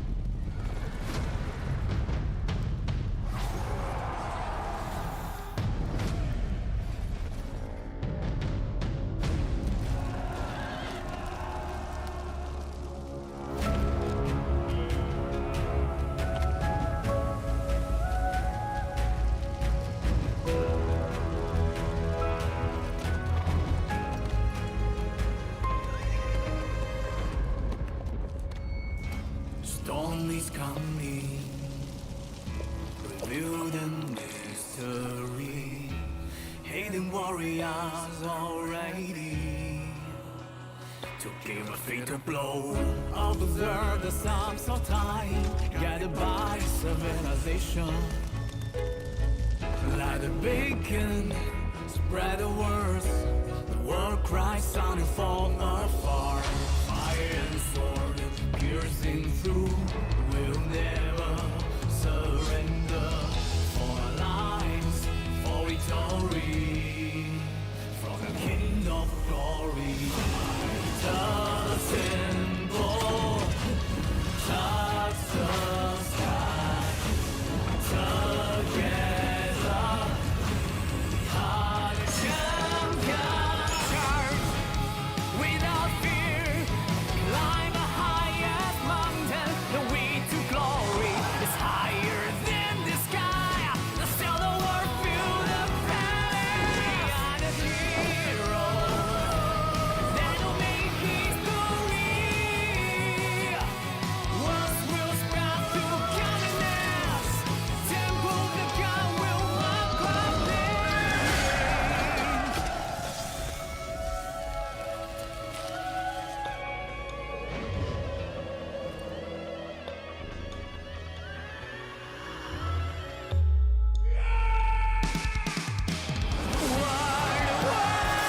battle be to legends never end. Swords come through the gates of hell.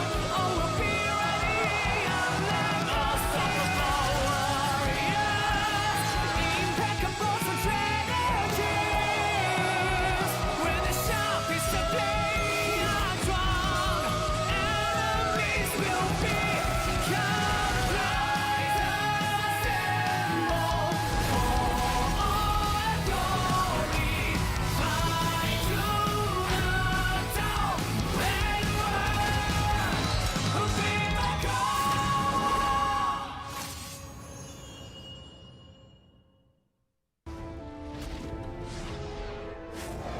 Conquered by Rome, mocked by other civilizations.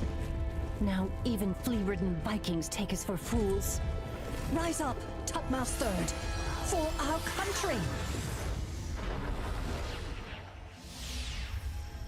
I, Imperial Pharaoh of the 18th Dynasty, buried by my side, my loyal...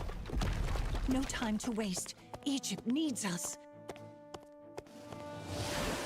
Dare you hurt our people?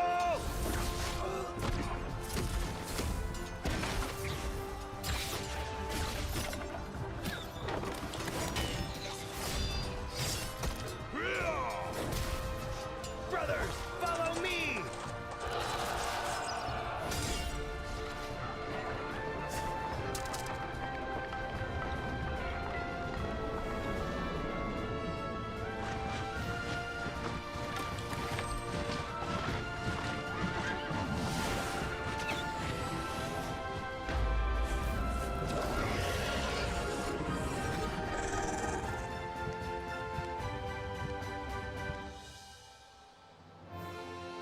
Egypt must rise!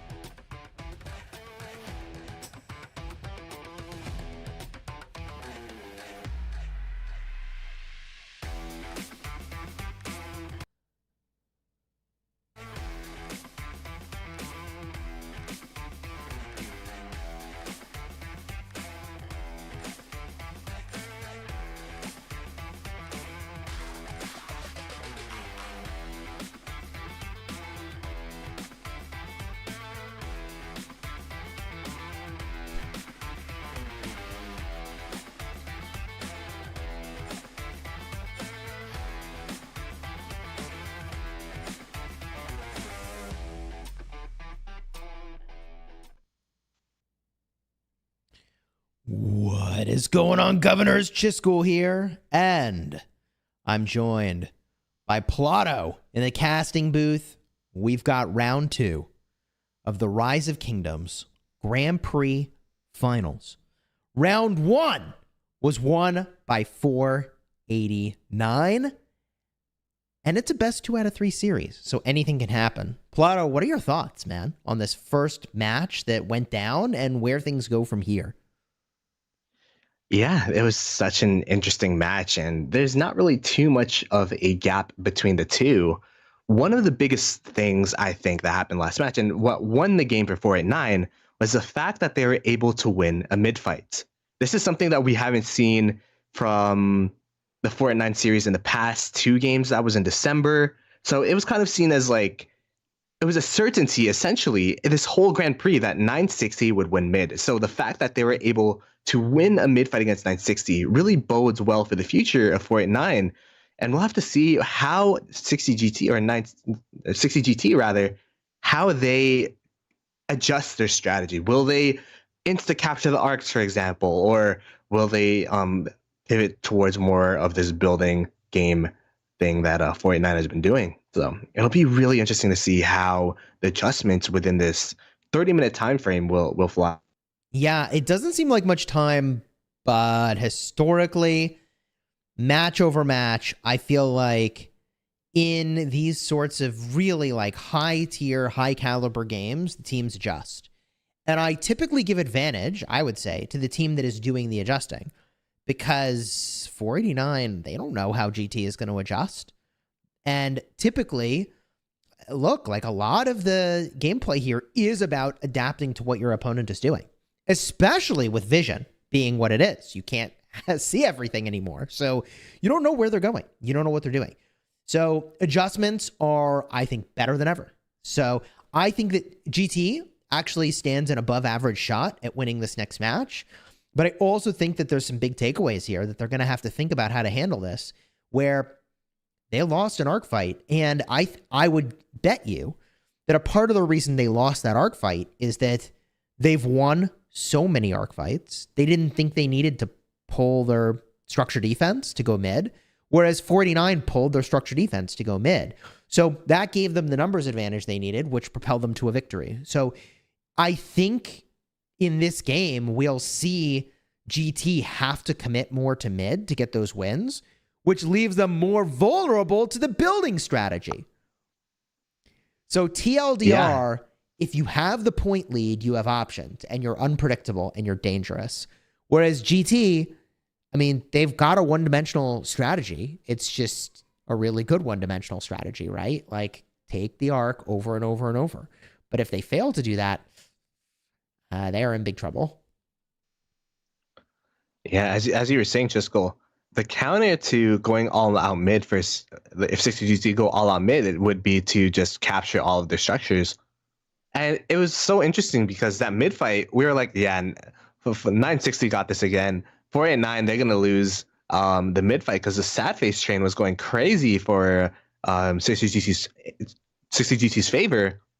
But at the end of the day, because of the amount of marches that they had, they were able to win that mid fight. And to employ that strategy again, it is like 60GT having to adjust, but it's also 489.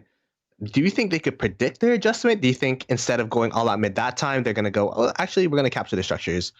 Because that's what they've been doing this whole series. So I think it's one of those things where... Yeah. Sorry, go ahead. It's one of those things where it's a mind game where you have to do one or the other, and we'll have to see how both teams react to each other. That's the problem. That is the power of having the point lead, is let's just play it out, right? So, okay, GT says, hey, this time we're going all in mid. 489 can make a choice. They could go all in mid too. Maybe they think they'll win that. Or they could go buildings. And because GT went all in mid, now the buildings are super vulnerable, right? Like, there's just so many options for the point leader. Whereas the person who's not on the point lead, like, you kind of have a one-dimensional predictable path to victory. You have to do certain things or you will lose. And for, GT in that last match, they had to get that arc. 489, I think, uncharacteristically undercommitted their building game to get that arc. And so will they do that again? Or will 489 mix it up like you're saying? Man, I don't know. And that's what makes it fun. That's what makes it, again, so powerful to have the point lead. So one thing I do sort of wonder, Plato, do you think GT is going to hold arcs, or are they going to run them like back to back to back? I feel like the game one, they held it and it didn't work out. So I think the adjustment is to just run it down with the arcs and see what happens from. I mean, this is like strangely reminiscent to the last time we were in this position casting the Grand Prix finals, right? Like, 489 played the building game. They won. Now, and they got an arc, and that's how they won, right? And like, here we are again, and they literally just ran it back. So what did GT do last time around to counter it? They ran more arcs, I thought, right? So just run more arcs. I don't know. Yeah, that's exactly how they countered it. So we'll see if that's what they do. I've actually got the match just simplify the game, right? Plugging in now. So I'm going to jump us over to the match and let's kick this thing off. All right. About 2 minutes till the fun begins. You've got 489 with the clown profile pictures here. They're all different clowns too. That's the unique part. They're Same theme, funny. different. I like it, honestly. I like it. Oh, they did theirs upside down. We got a nonconformist over here. So, like we were describing, I mean, we expect that 489 is big on the building game at the start. It seems that GT has found a way to get a better start, which is good. And we think the big differentiator this time is that GT just has to crank on those arcs even harder than they did in the past. I mean, it's easy to see a building team switch their strategy to a arc strategy. Because, hey, you send marches to the middle and you get the arc, right? Just commit more. But it's very difficult. You can't just like turn on a dime and suddenly become a building team, right, Plato? What do you think about that? Yeah, I mean, we are so deep into the season to the point where we're into the next year, that people have been playing and they know their roles, and they kind of, we have building people, we have all that kind of stuff. So if you switch up the strategy just from game to game, it's a really high skill cap, right? Where you might be used to one thing and you have to switch to the other thing. So we'll have to see if they do want to go building game, if they're capable of doing so, right? Yeah, I mean, I'm probably oversimplifying, but I've always kind of felt like the mid game is easier to execute than the building game. But that's probably not true. It all depends on kind of what you think it sort of takes more skill. The ability to fight in mid, or the coordination and role assignment understanding to play lane and go for buildings. Here we go, though. Hidden sentries deployed by both teams. Everybody's headed out of the gates. The tier 1s are on their way. While we're watching this unfold, Plato, what's your thought these days about outpost rallies at the start of the match? I haven't really been seeing them too often. It looks like all of these, there's 4 rallies for, there's 8 rallies, 4 per obelisk per team here. So it looks like they're not rallying the outposts. I think 93T used to be the outpost rally team. There is some merit to it, where you're at least able to, keep them on your heels, and then from there you're able to move those outpost rally marches to wherever you need to. But I don't know. It hasn't really been a factor throughout these grand finals so far. Yeah, on the one hand, they seem cool because it pressures the opponent and you can move troops very quickly in a certain direction. On the other hand, when you rally an outpost, you do take a disadvantage, and that disadvantage is related to the number of troops that one march gets to bring. So the outpost march capacity is low. It's 500,000. So if you rally it, you get a full march and you get a not full march. So there's actually a pretty major disadvantage to sending troops there. And we can see, look at that. It's all obelisk rallies all the way through. You rally your obelisks, the enemy obelisk. We see 8 rallies are set up here. By the way, new promo code on the screen. Let's go. I got to make a note of that for myself later. Enter that in. Get some goodies, baby. Let's go. During the break, it was actually a lot. It was like 18 hours of speed ups training in Universal. So that's what I should have been doing during the break, is enter the codes. Get the loot. Yes, sir. Oh, man. Dude, definitely be sure to enter these codes. Big value to be gained here. So this is basically the same opener, right? Like Plato, yep. Like what even could change about this opener here? The craziest thing I saw was sneaky tactics during the opener, but I feel like last opener, 489 are really over-indexed on the outer lane structures. So the pivot for 60GT would be to predict that super focus of the outer lane structure, where 489 was able to get first capture points on the Sky Altar of 60GT. 60GT was able to counter with the Desert Altar first capture points. So we'll have to see if it's going to be a similar situation where 489 sacks their Desert Altar so that they can capture the Sky Altar or whatnot. Yeah, I did see that highlight clip between matches. I thought that was pretty funny when they used sneaky tactics to make their marches invisible, block the teleport spots so they can't port in. Yeah, that was the plan. That's pretty cool. That's pretty cool. It didn't work out, and they're invisible. but... They can't be hit. but I guess they still blocked teleports, which there's some cool stuff that I kind of wonder. I mean, we're not going to make a play up on the fly here, but I wonder what plays are still undiscovered, haven't ever been done. Yeah. Just waiting to change the way we think about how the game is played.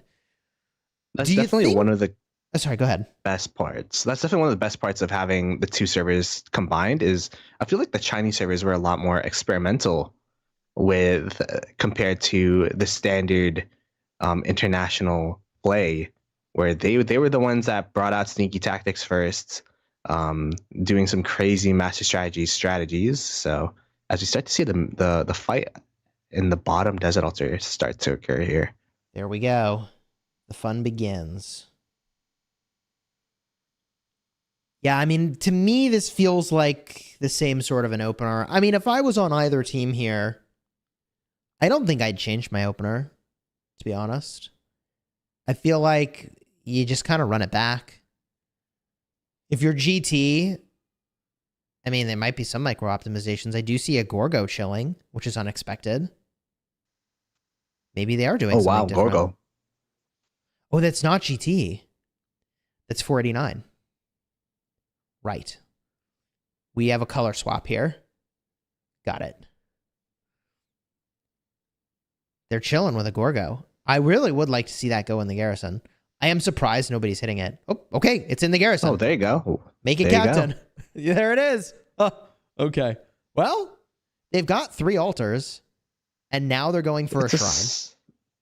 It's a similar situation where we were talking about 60 GT was able to recapture that desert altar super fast. It looks like with that Gorgo garrison, it's going to be a bit harder for them. And then I think they did. Oh, there you go. Talking about that Gorgo garrison, it did drop. Yeah. The desert altar of the red side, which is 489.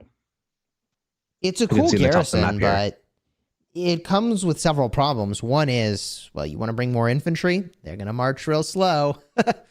So it's just, despite how good it is as a garrison and its quality, it's just not enough to offset the troop type disadvantage here. For sure. This is pretty much a mirror of what happened last game.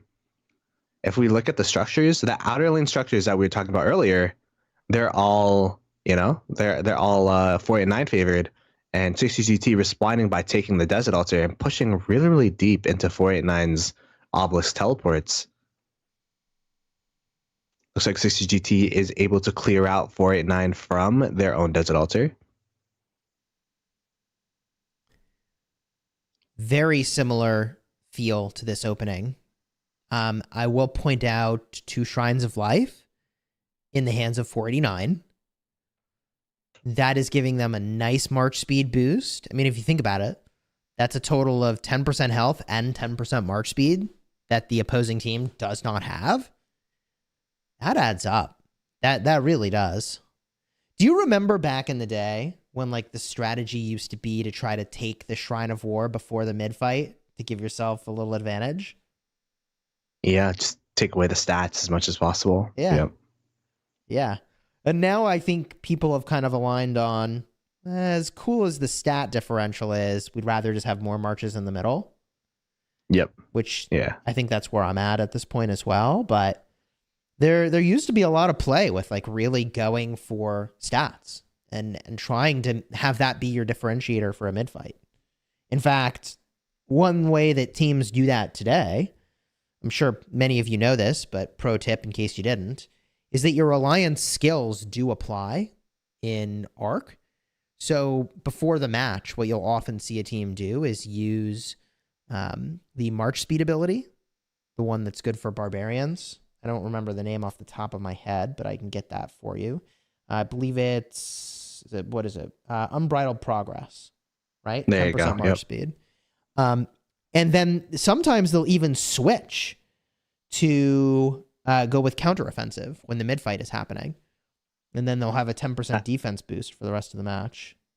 That's one thing that I saw that was interesting, watching the best of 3 series specifically, because the first match you use unbridled progress, but by this time when the second match starts, you don't have that skill anymore.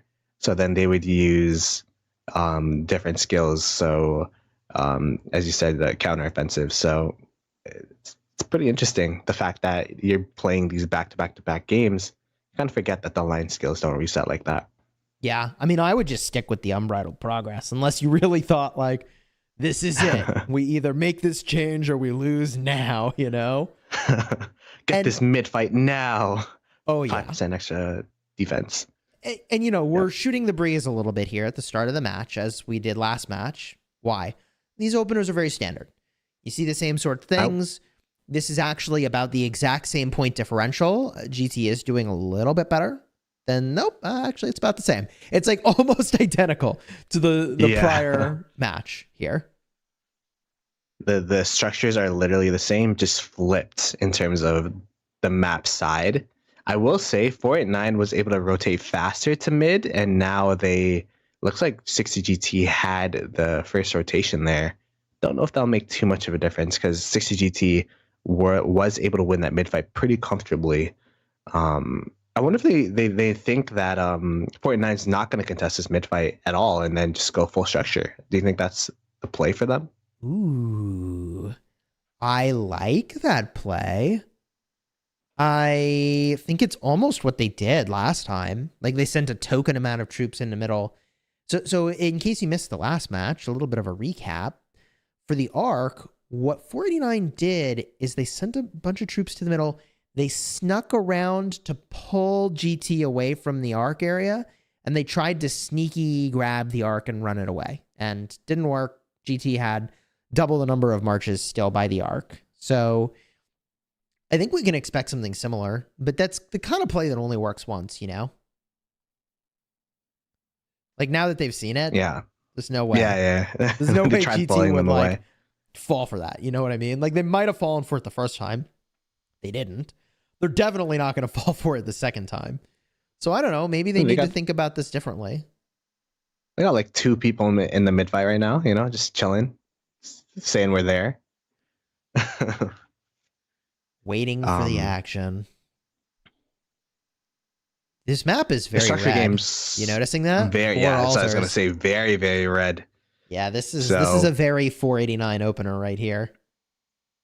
I mean, as you said, going to building games is super important early because the buildings are very, very valuable with the first capture points. So if you're able to get those first capture points, the beginning of the match, buildings are at their peak in terms of value, and arcs are at their lowest because of sneaky tactics. What? Oh, they're gonna try to capture the arc with sneaky tactics? You love to see this. It's an unexpected play. Where are they going? They're gonna try to snipe the arc capture. I think they're gonna snipe the arc. Although the red lines would indicate they are. It's very confusing. Because I would just walk right past them and go somewhere else. But that's not what they're doing. This is a lot of points to commit to what? They're going to ambush the arc carrier. They're going to let them. They're going to let them get the arc. And they're going to ambush the carrier. People. And there's some 60 DT marches walking away. There's some 60 GT marches walking away, Chisco. Yeah, I think they were hoping more GT marches would walk away. But this is why you just chill. Because if the enemy doesn't know where you are, and they don't know where they are, like I think GT did a really, really, really good job here. This is a very, very, very good play from GT. They really protected this arc. Somebody popped out on the carrier. I don't know that they should have. Maybe they're just trying to stall one person at a time. Yeah. I really like what's happening here. GT is handling it well. I like what 489 is trying to do.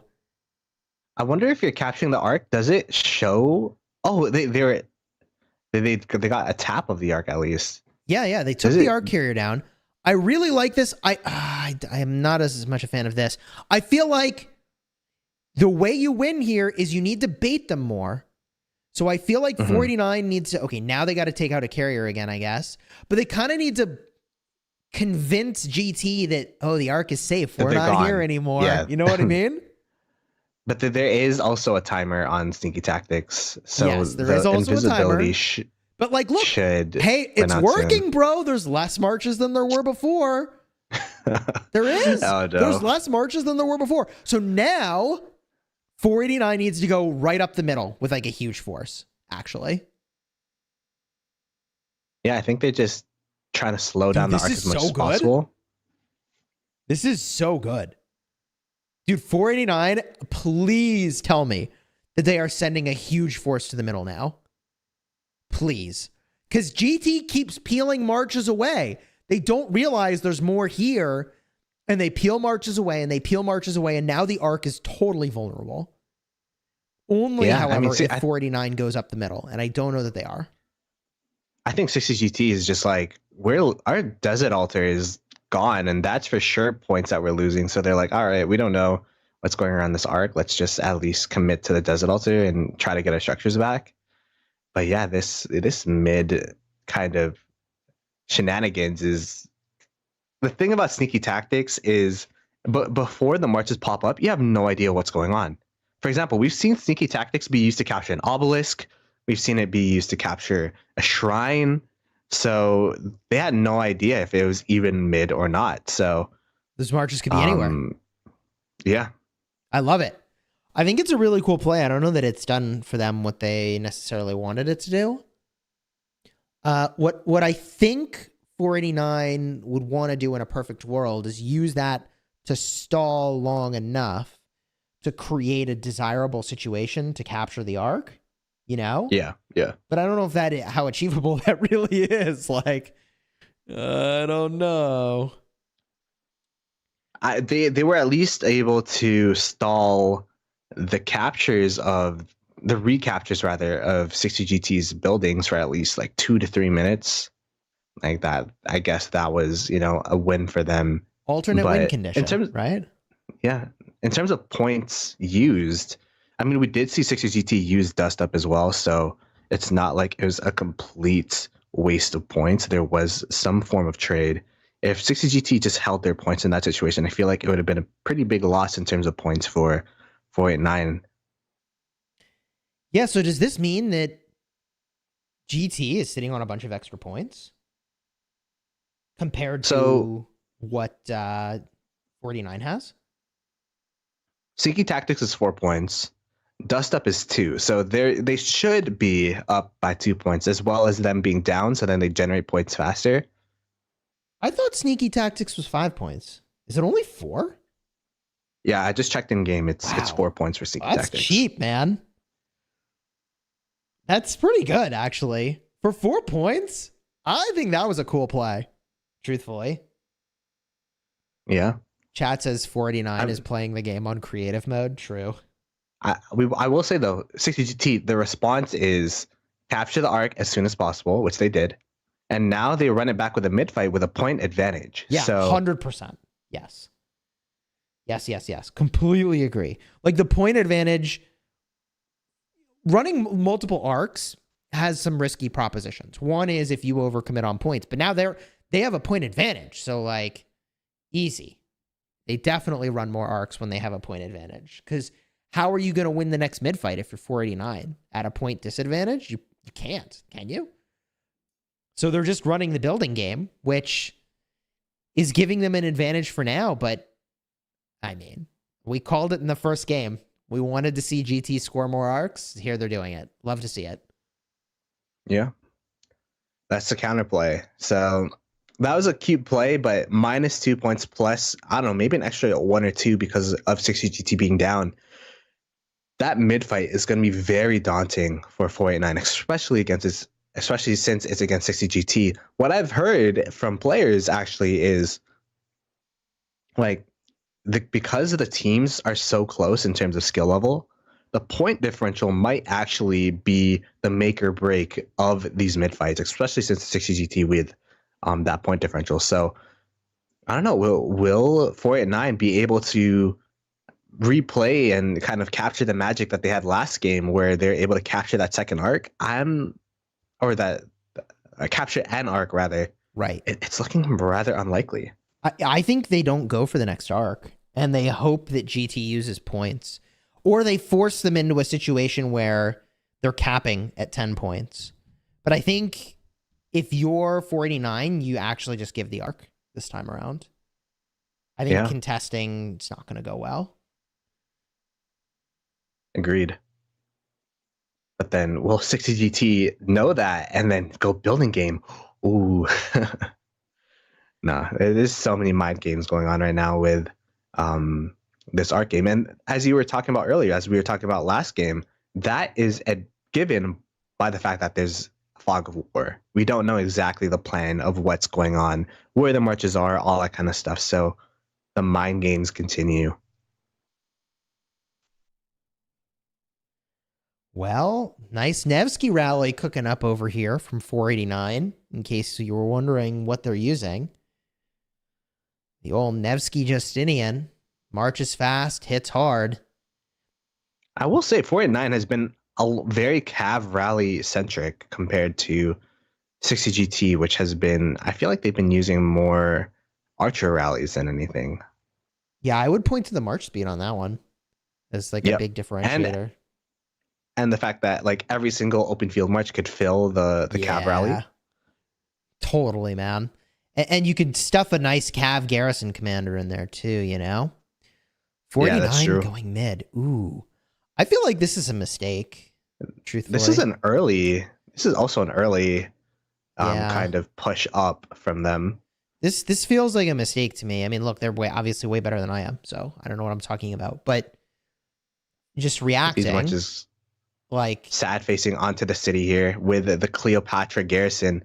The reason why you'll see these gathering commander, even city keeper garrisons is because you want the marches to die as slow as possible.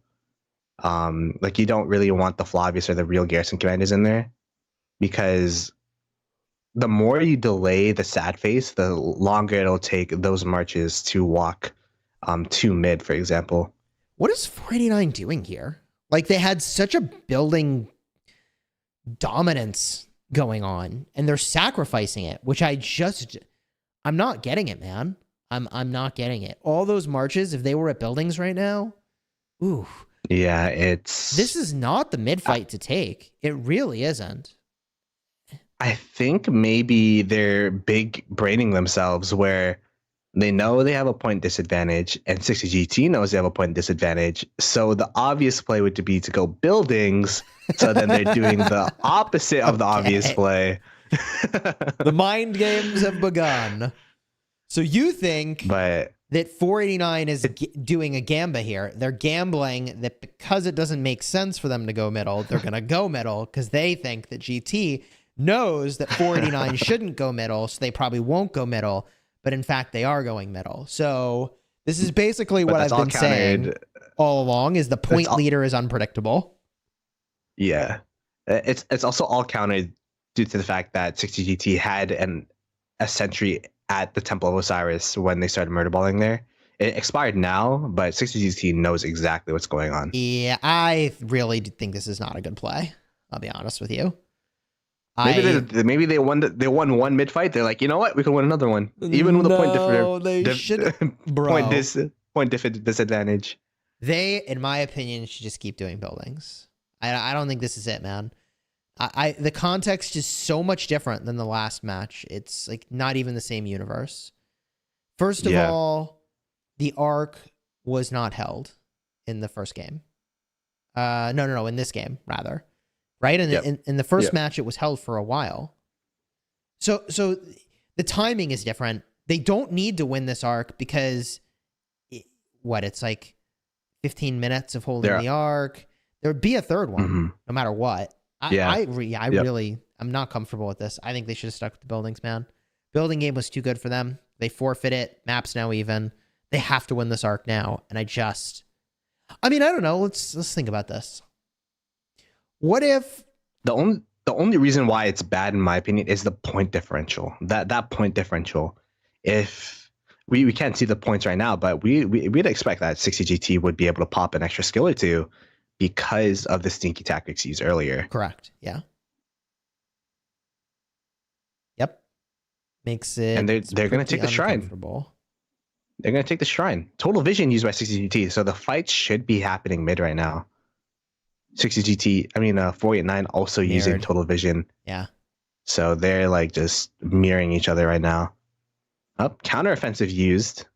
Not too sure which side it's for. Which side that's for. Someone's going big. We talked about this earlier. Like, this is it. Like, you make that swap when you're like, this is it, folks.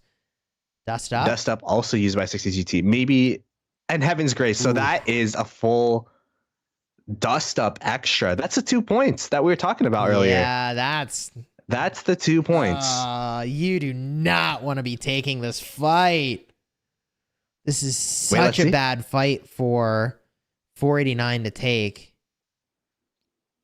But if they win anyways, I mean, dang, that'd be pretty insane. Oh no, look at that. Look at the stream of sad faces from 489.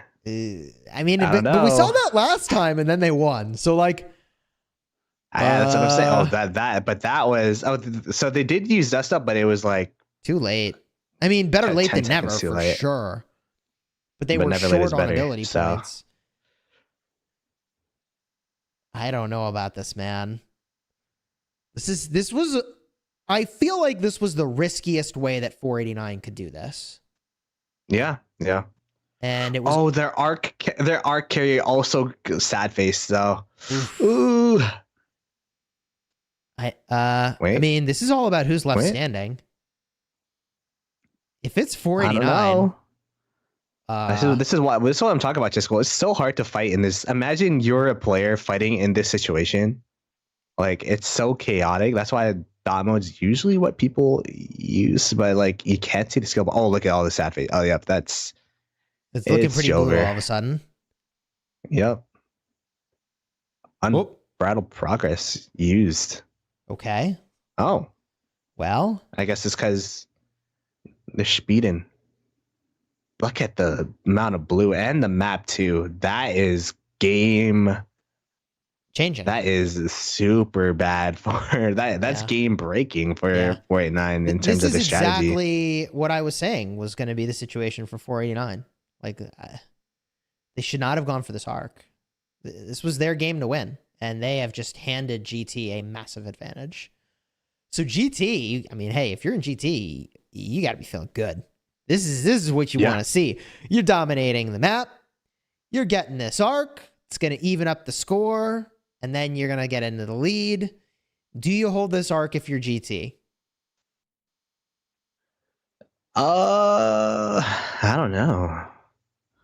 I'd feel pretty. I would say you make it so that it's a 3-arc game. Like, you don't hold it the whole time. Just stabilize. I mean, their structure's already stable, so there's nothing really for them to stabilize. But I don't know. Like, they won that mid fight super convincingly. So I don't see why they wouldn't just run it back. The only reason they could hold it, I would think, is because they do not have Heaven's Grace. It's on cooldown for them, and they know their enemy has it. Oh, yeah. So I would generally say to just dunk that arc, but to get this win, I think 489 did use Heaven's Grace, though. I think 489 countered all the skills. It's just because of the point disadvantage. They were late. They were late on the dust up. Okay. Well, in that case, yeah, they should just dunk this arc, in my opinion. Yeah. I think they just go for as many. Oh, yep, they did. They did. Yep, they just did it, and now they're up. So, yeah, that's. I don't know what's the plan for 489 because the arcs are flying like crazy. You lost that mid fight super convincingly. Yeah, I think it was a mistake to go for that arc, personally. Yeah. I think they should have stuck with the buildings. They had a big lead. They got to mid way too early. It didn't do them any favors. I think they could still win, but they forfeited just an absolutely massive advantage that they had in their favor. So you have to keep in mind too, 60 GT was up about like 3K in terms of provisions and in terms of the score breakdown last game too, and we're not even keeping that into consideration. Yep. GT also has that point engine that is super meaningful. So this is uncomfortable now for 489 and feeling really good if you're GT, right? So you do a little skirmish here. You keep the map relatively even. And in the next 60 seconds, your outer lane probably is thinking about going middle. And then shortly after that, your inner lane is probably thinking about going middle. And you just run it back. And how many points are they even going to have? Like 4? Maybe 6? So there's not even anything too flashy that can be done, which is exactly what you want the position to be if you're 1960, if you're 60 GT. Look, you win those it's- mid fights, so as long as there's nothing flashy that catches you off guard, you assume you'll win it. So just keep them coming so that there aren't enough ability points accrued to do fancy things, No surprises.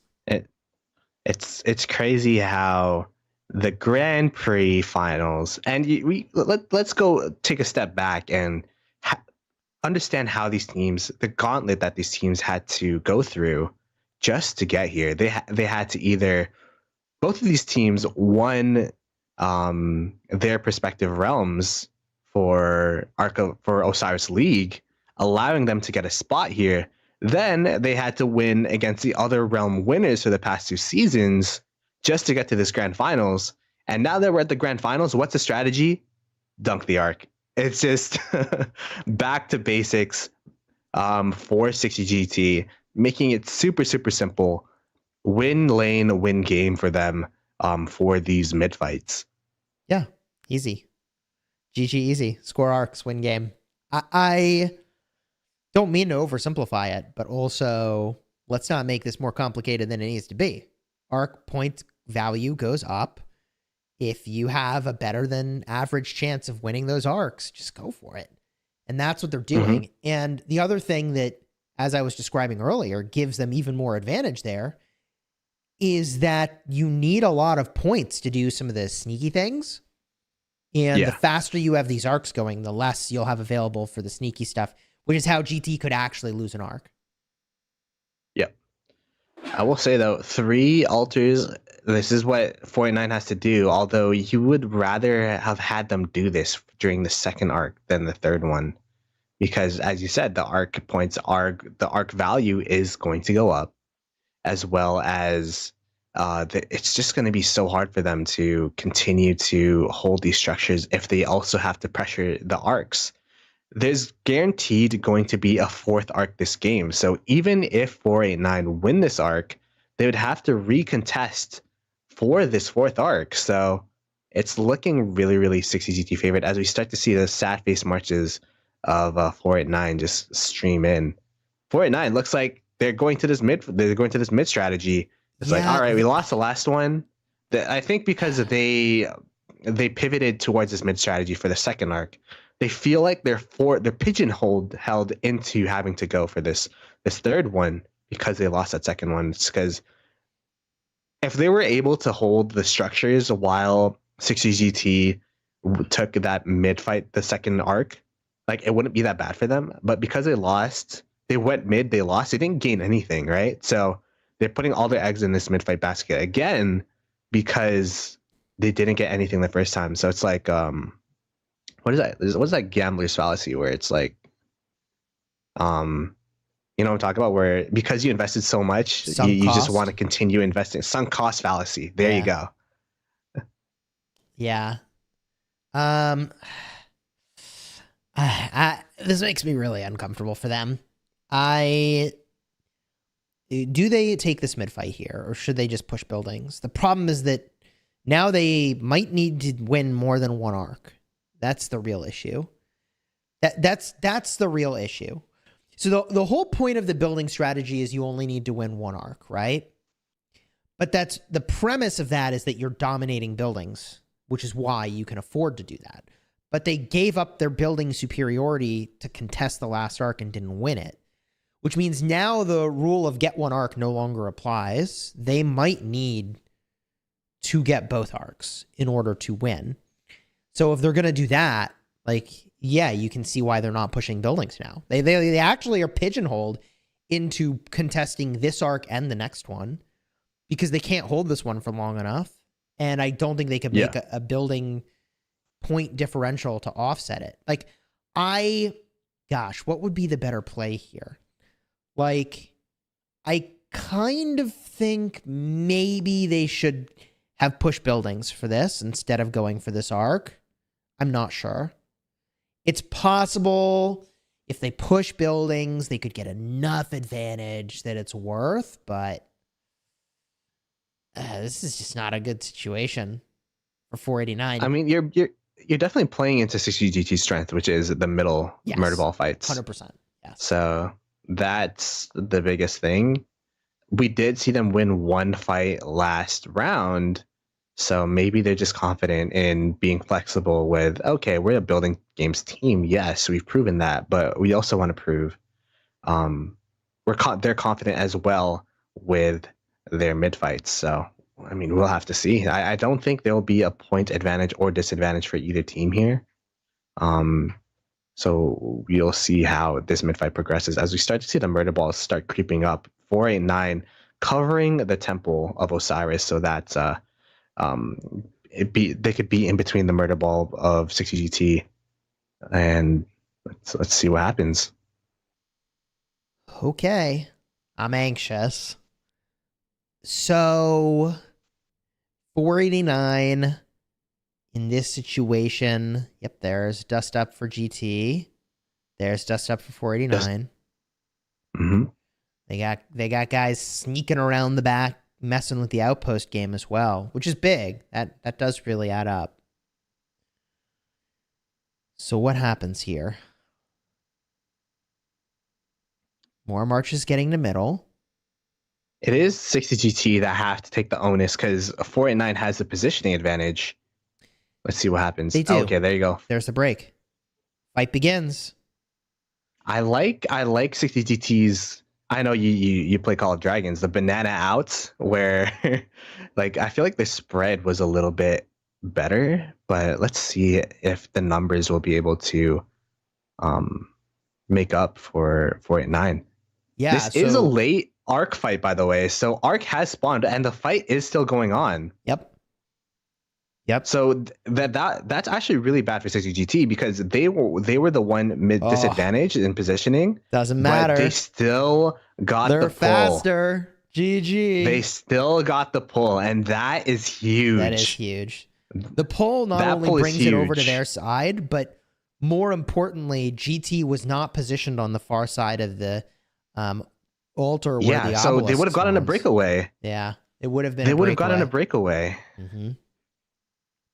So now this mid fight will dictate, because the thing is, 489 could have lost this mid fight and still broke away with the Arc, but because of that pull, 60 GT they actually have a chance for this mid fight. But it is looking rather blue.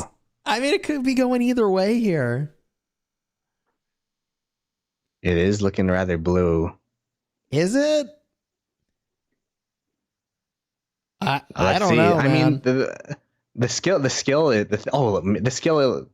being red also, kind of.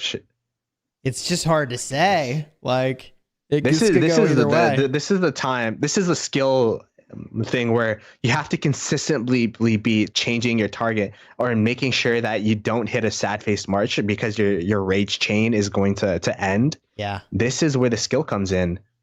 Yep. But it does look like. Does it look like that 60 GT? I think 60 GT got it. I think they got it. It's generally pretty safe to assume they're going to get it. But nope, they're picking up the Arc. And that was all afforded because of the 60 GT carrier. The fact that they were able to get first tap without positioning is so impressive. And that was actually game winning from that player. Yeah, if GT had to be chasing an Arc carrier, it could easily have flipped the outcome of that fight. 100%. Exactly. So this is the situation that makes me anxious. So, okay. So let's talk about this, though. So GT scores this Arc. All right? Mm-hmm. You have 489 go for some buildings. Will GT score this Arc, though? Hold up. I mean, they are walking to the outpost. It is kind of a precarious positioning. I don't think they score this. Like, maybe they just hold this Arc, actually. Right? Like, they have a 600-point lead to begin with. Yeah, that's true. And the Arc is 15 minutes. So, I mean, they only have to hold it for a little while, and they could prevent another Arc. Like, now that they've locked in a nice lead, I don't think they have to dunk this Arc in the same way that they needed to before. Because the Arc went back and forth, it actually made it so that there's not going to be a fourth Arc if they decide to. So I think they Actually, this is funny because I'm so heavily invested in Team GT score all the arcs, but I actually think now they should hold. Look at the 489 marches, though. They are marching, and they did capture the outpost of 60 GT. Mm-hmm. That is their avenue back into this game. Oh my god, if they score it at their outpost, that's brutal. As we see the arc, where's the arc walking to? Bro. Here's what I think happens from here, okay? This is the most likely situation. There's the arc. I think that T1 double C is just speeding out of there. Look at that guy. Yeah, bro. He cruising. So I think the most likely situation here is that GT takes the arc. They actually hold it now. They score the arc, they win the game, and that's that. And then we go to game 3. That's what I think. This is like basically exactly like I predicted game 2 would go. GT would make adjustments. Those adjustments help them win, and then it's a game 3. Now, what happens in game 3? Man, I don't know. Looks like we gotta order some food. Yeah, no kidding. Instead of cook, because this is gonna be a barn burner. Game 3, probably. Yeah, I mean it's too early to say. Anything could happen, right? Like last time, we almost saw a master strategist bring the arc back to the opposing side. So like that's true. It ain't over till it's over. Okay, chat. So let's not get overly declarative about the outcome yet. But there is a lot of marches from 4 and 9 just around this arc.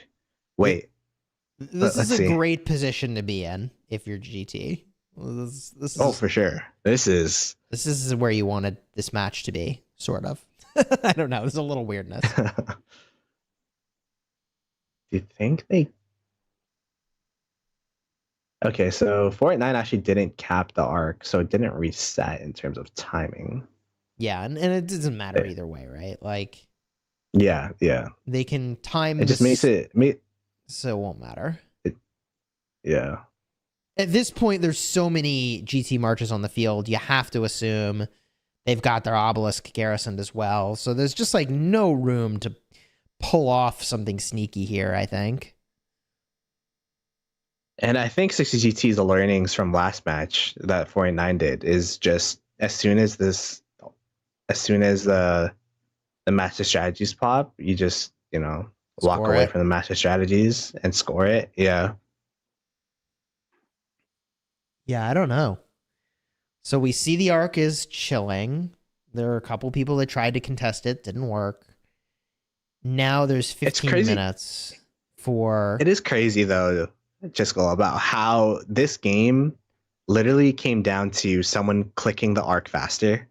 Because I do think if 4 and 9 got that breakaway, they would have won.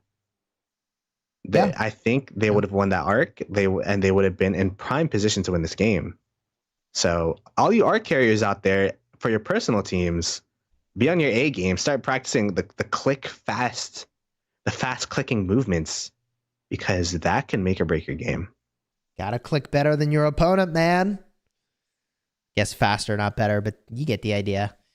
It is crazy. Faster is better. It's like by milliseconds. Yeah. All right. So now the arc is chilling. GT has a 1,000 point lead almost exactly. What happens from here? So I think we could go back and how do we even get to this place, right? So 4 and 9 pivoted away from this strategy that they usually do, which is building game, and tried to contest the second arc with a point disadvantage. And then from there, they just continue trying to go mid, but it just hasn't. I would say the third strategy that they did there wasn't really that bad, right? Like it almost worked if they were just able to capture, like their arc carrier was able to tap it just a millisecond faster, or if their murder ball was able to focus down the 60 GT march that was trying to capture that arc. Either way, that would have been a really good plan for them. But I think that second arc rotation was a really, really big mistake. Yeah, I think The second arc, they should have really held off, force both teams to get to 10 ability points, continue to enjoy their building dominance, give themselves a little bit longer in terms of point buffer from buildings to then really push for third arc. I think that would have been a better situation for them. It's weird to think, like, could they have played it differently and gotten a different outcome, you know? Like, if they'd made a strategic choice different, would the result of this game be different? Yeah, I just think it's crazy to go mid with a point disadvantage. Like that's that's confidence, but it just didn't pay off this time. Right. Yeah, the ability point disadvantage that's terrifying to me. Against GT specifically. Yeah, yeah. Chat says, which lane do you think is most important and why? What do you think, Plato? I actually think the outer lane because we have two. Let's talk about this. What are the lanes, right? Just for people that don't know, you have the inner lane, which is the Desert Altar and the Shrine of War. The outer lane, which is the Sky Altar and Shrine of Life. Yep.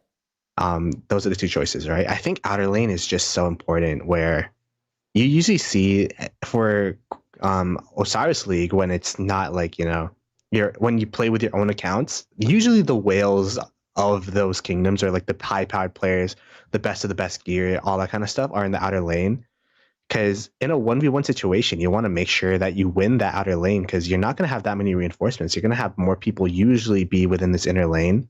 But if you have outer lane dominance, then it really creates pressure to where your opponents are now pressured to, like, we got to send reinforcements all the way over yonder when, for example, there might be an arc spawning soon. So the inner lane, like, it is kind of important, but you will have more players there. Usually, like if you want to capture the Shrine of War on the way to mid, it's possible. But if you want to recapture that Sky Altar, it's going to be walking the opposite direction of mid. Yup. I like that. The other thing I'll point out is that 5% march speed and health is better, in my opinion, than attack and defense. Here we see an ambush squad going for the carrier. It is technically not too little too late for that, by the way. So technically, if they score the arc now, there would be enough time to master strategy it away. So they do want to stall here. But I just don't think there's enough bodies here to get this done. Do you? I don't think so. Oh, you have to see tap now. Oh, I think 60 GT still. They're trying it, though. They're trying the master strategies. This is literally a repeat of what happened last game. This is desperation, but honestly. 60 GT was able to capture it. Yeah, 60 GT's situation was way more solid. But let's see, is this a master strategies away or towards? Hopefully it's toward. It's away. GG. It's away. Yeah, that was a desperation play, honestly. Yeah. But that's all they could have done, though. Even if you have a 1% chance to win, that is a play worth making when the other alternative is to be a guaranteed loss. So to even make that play, 2489 or 489 is signaling we're losing this match. So this is the only way we think we can win. Yeah. Which is dire. That is really dire. 60 GT. I mean, they reinforce that their mid fights, when they want to win them, they have the advantage. So, like, what is the adjustment that you would make if you were 489 in this situation? I mean, I think I wouldn't change a thing about how they play the game. I just would say they probably should not have gone for that second arc. Yeah. That's my read. Maybe I'm not thinking deeply enough about what the implications of that would be, but I think you don't go for the second arc. Both teams then get to 10 ability points, and you're even in ability points for the next arc fight. And I think that's what this situation would sort of be that you'd want to create. But now they have, 5,000 plus points of differential to make up and 8 minutes to do it.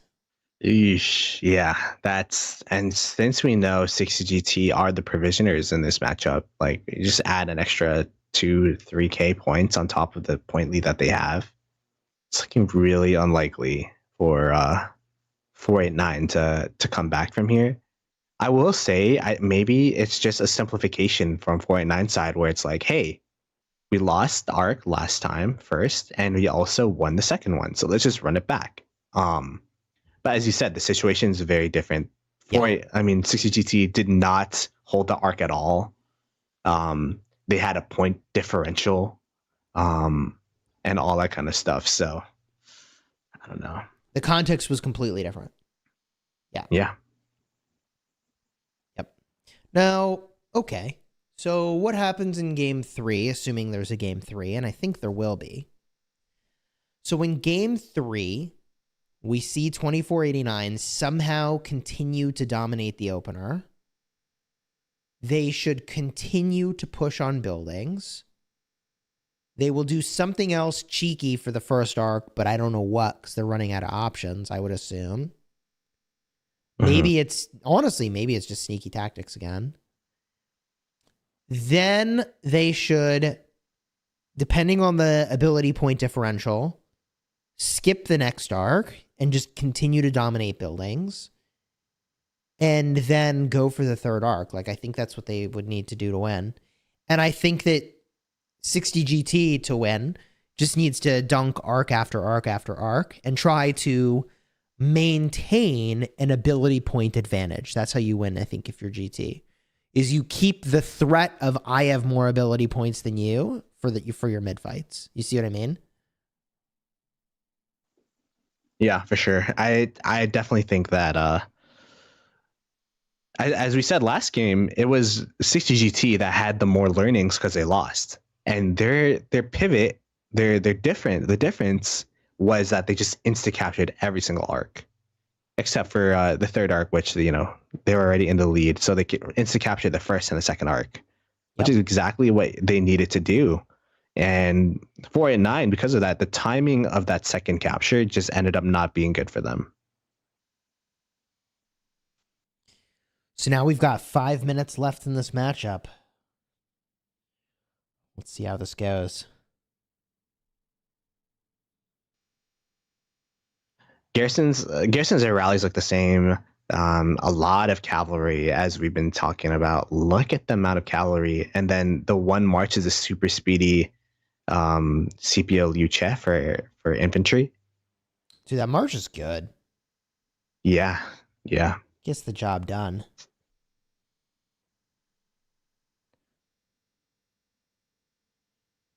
And then, this is actually 489 using an archer rally, which is Henry with Nebu. I mean, Henry with Liang, rather. Yep. Strong rally.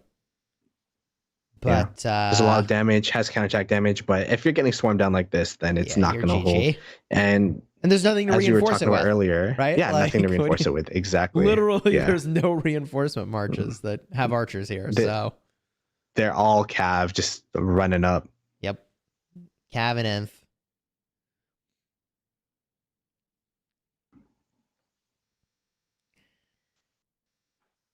So I guess talking about marches, you said CPLU Che is a really, really good march. What's your favorite march in Rise of Kingdoms right now?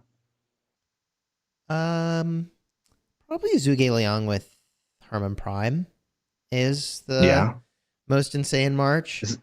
Dude, it is. Is that the gem? It is busted. Herman Prime is really busted. I'm looking forward to maxing my Herman then. I got the 1.4k gold head just saving up for this KVK. I've been seeing it in Canyon. It's gonna be huge. Yeah. And the difference from a Zhuge E song to a Zhuge Herman Prime is actually just astronomical in terms of the amount of damage your team outputs.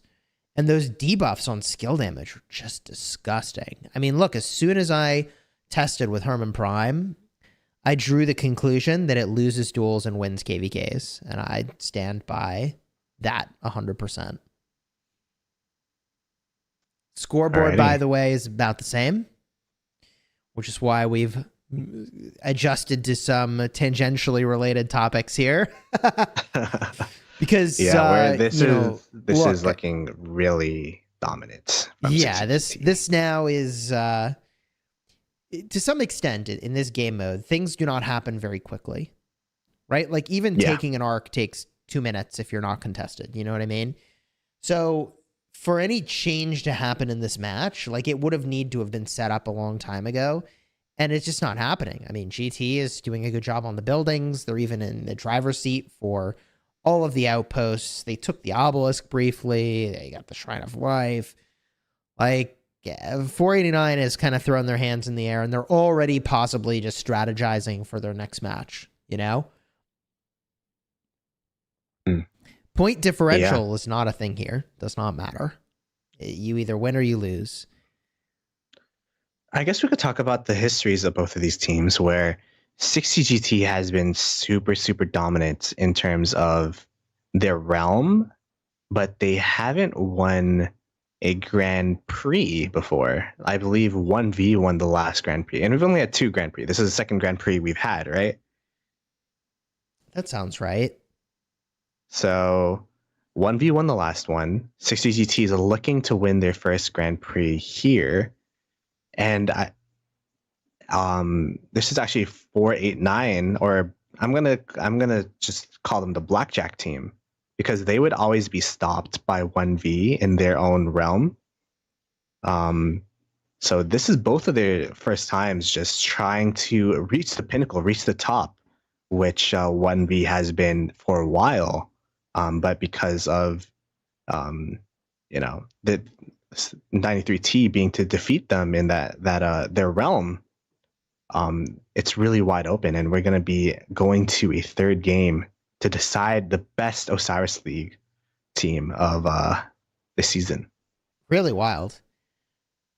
I think this next match is likely to be some more, I mean, I hope it will have some more characteristic 489 building game aggressiveness, because they're just so good at it. I don't know, man. Like, they're just really, really good at it. Yeah. I mean, the fact that even when 1V was in their peak, like Blackjack was able to push them to their limits to game 3, right? Like, there's a lot of history between these teams, and they both want to make sure that they're able to cement themselves in history here. Especially it being the first event where it's 2 different servers, the Chinese servers and international servers. It'd be such a huge honor to be the champions here as we see the game end, and 60GT with the victory. There it is. Game 3 is about 1707 UTC. So we're going to take a short intermission, but there'll be plenty on screen for you to enjoy. But be sure to grab a bowl of popcorn, as I was suggesting before. Get a refill. 1707 UTC is when the next matchup will begin. So we'll see y'all really soon. Enjoy the intermission for Game 3, baby.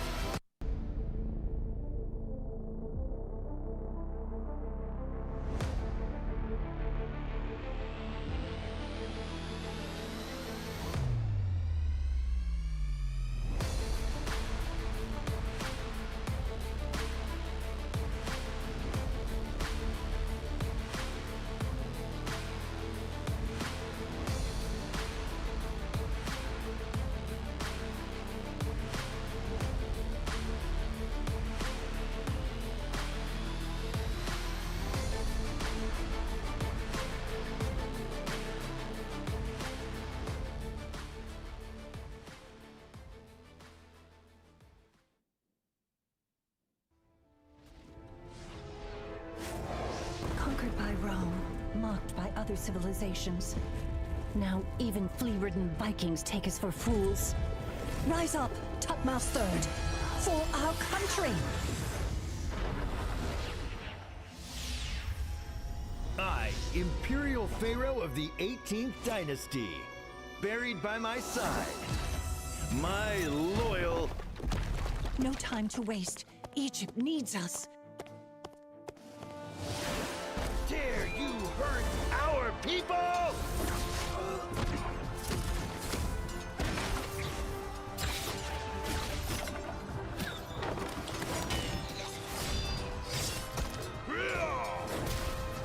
Brothers, follow me!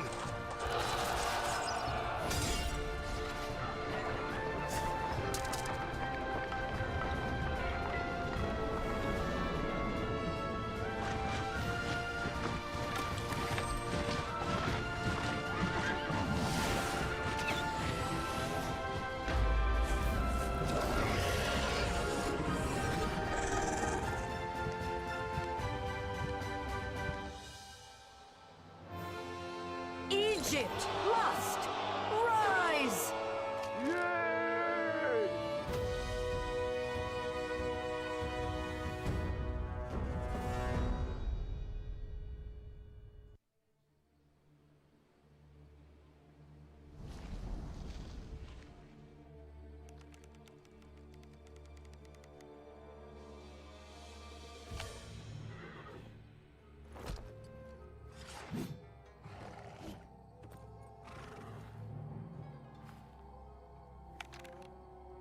It is time to end our alliance with Barbarossa and his friends. Capture the Lost Temple, and all the treasure is yours, Kusunoki. As for me, I've come and seen. Now I shall conquer!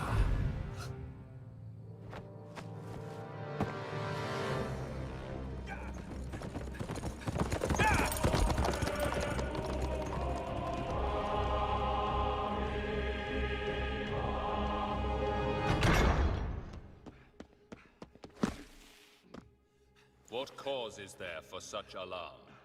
Your Majesty, Caesar has betrayed the Alliance. He and Kusunogi Masashige are going to attack our temple.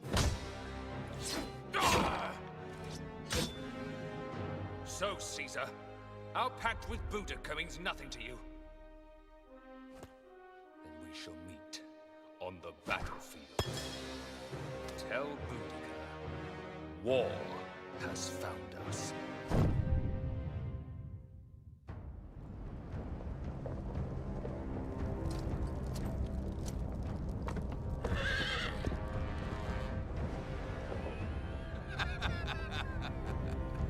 Oh, Barbarossa. Take the temple!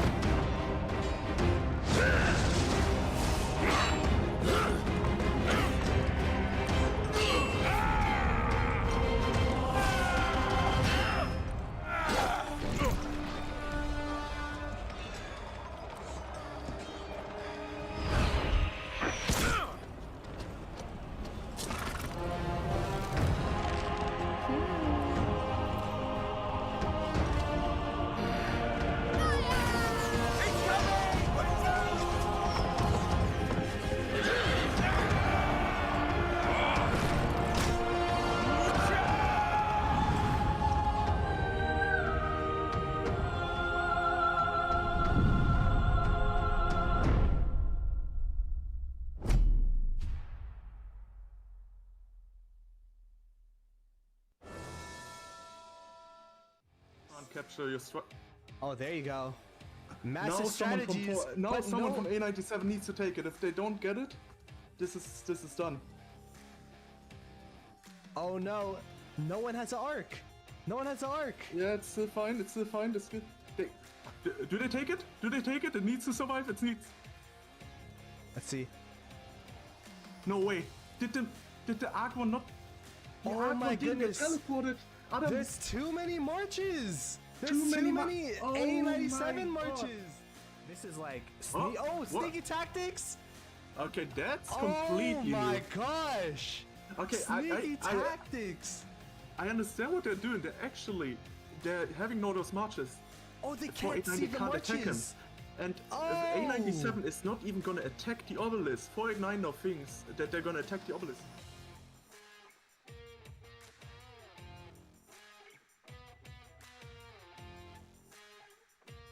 The 93 is not so stacked in the middle right now.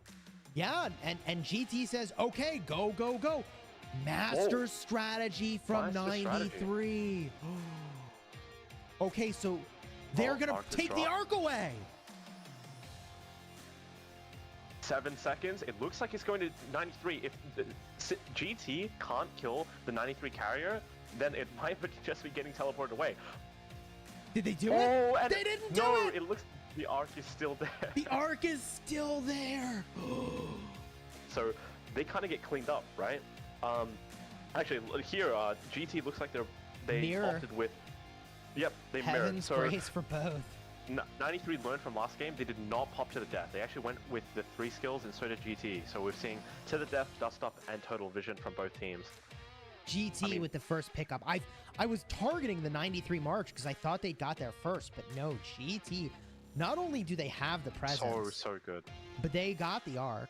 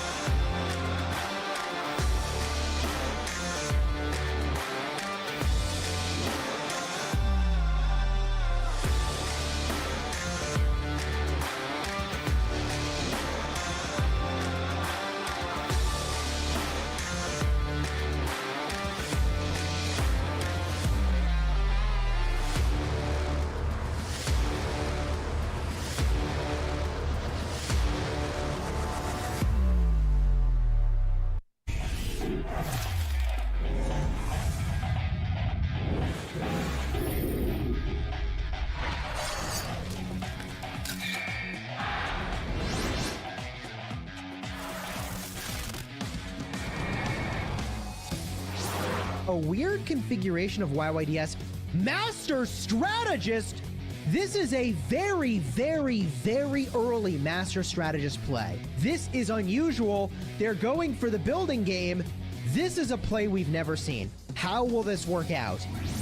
There's Mystical from Va. So they do end up going with Mystical. So they value the Mystical over the Dust Up that GT prefers. Now, we'll see, although there are a lot of factors in a mid-fight, we'll see which has the most impact, at least from a first glance. Prix is not so stacked in the middle right now. Yeah, and GT says, okay, go, go, go. Master strategy from Master 93. Okay, so they're going to take the arc away. Did they do it? And They didn't do no, it. it looks the arc is still there. The arc is still there. GT with the first pickup. I was targeting the 93 March because I thought they got there first, but no, GT. Not only do they have the presence, So good. but they got the arc.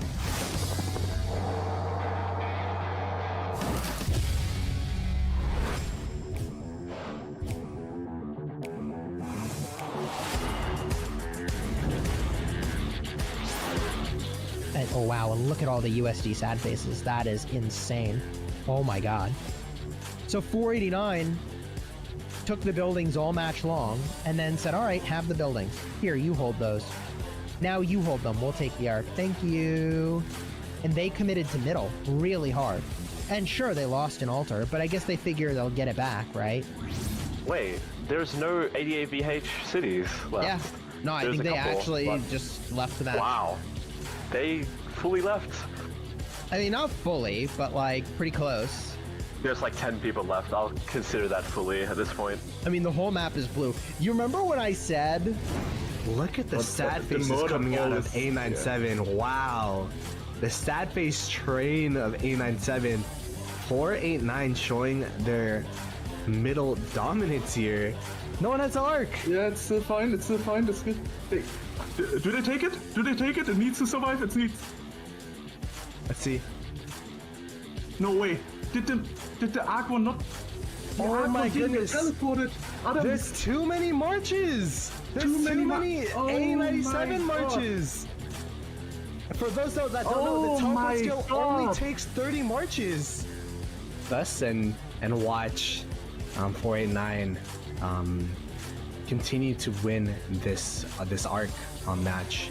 I will say A97 and the Chinese teams, I would love to see more modes where I don't know what else you could integrate the Chinese server with the international server.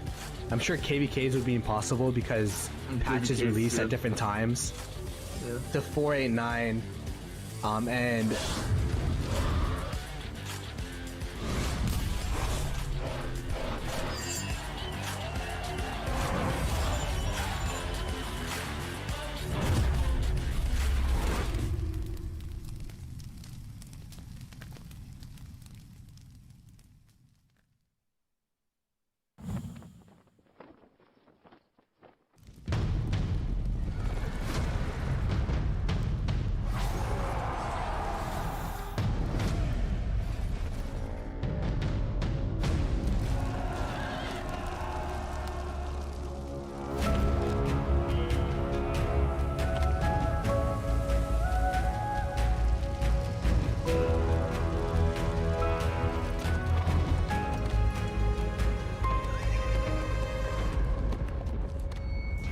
Storm is coming, revealed in mystery. Hidden warriors already to give a fatal blow. Observe the storms of time, guided by civilization. Light a beacon, spread the words. The world cries sounding from afar. Fire and sword piercing through. We'll never surrender. For our lives, for victory. From the King of Glory. Turn the symbol, touch the sky. Together, are the champions. Without fear, climb the highest mountain. The way to glory is higher than the sky. The sail the world feel the valley. Are the heroes that will make history. Words will spread through kindness. Temple the God will walk up there.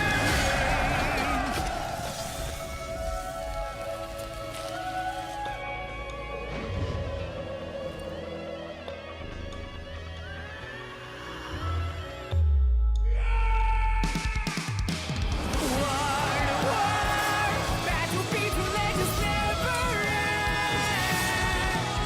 Swords come through the gates of hell. All will be ready.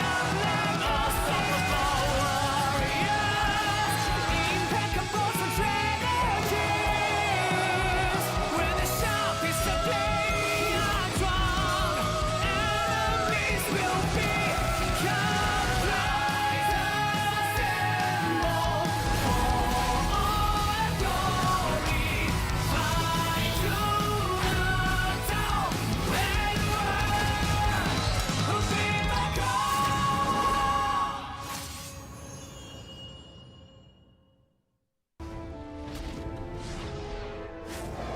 Conquered by Rome, mocked by other civilizations.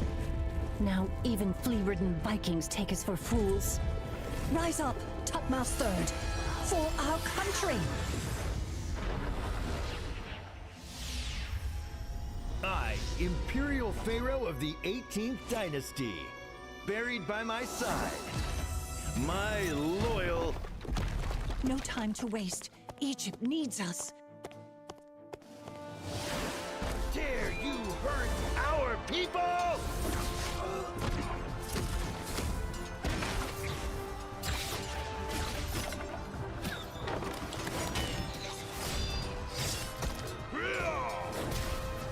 Brothers, follow me!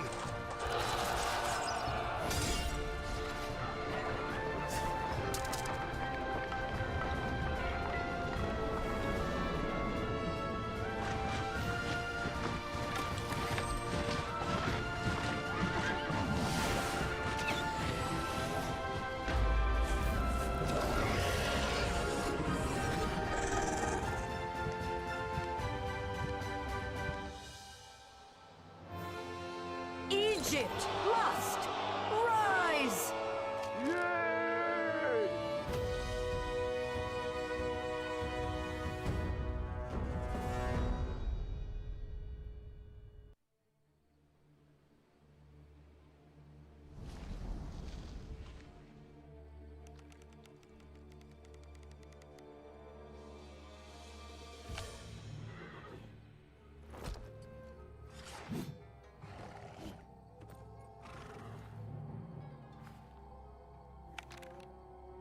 It is time to end our alliance with Barbarossa and his friends. Capture the Lost Temple, and all the treasure is yours, Kusunoki. As for me, I've come and seen. Now I shall conquer!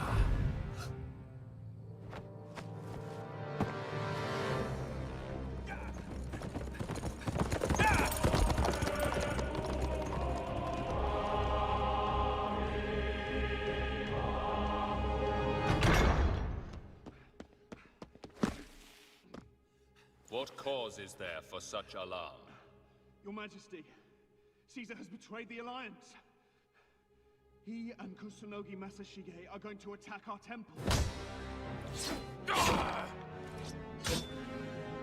So, Caesar, our pact with Boudica means nothing to you. Then we shall meet on the battlefield. Tell Boudica, war has found us.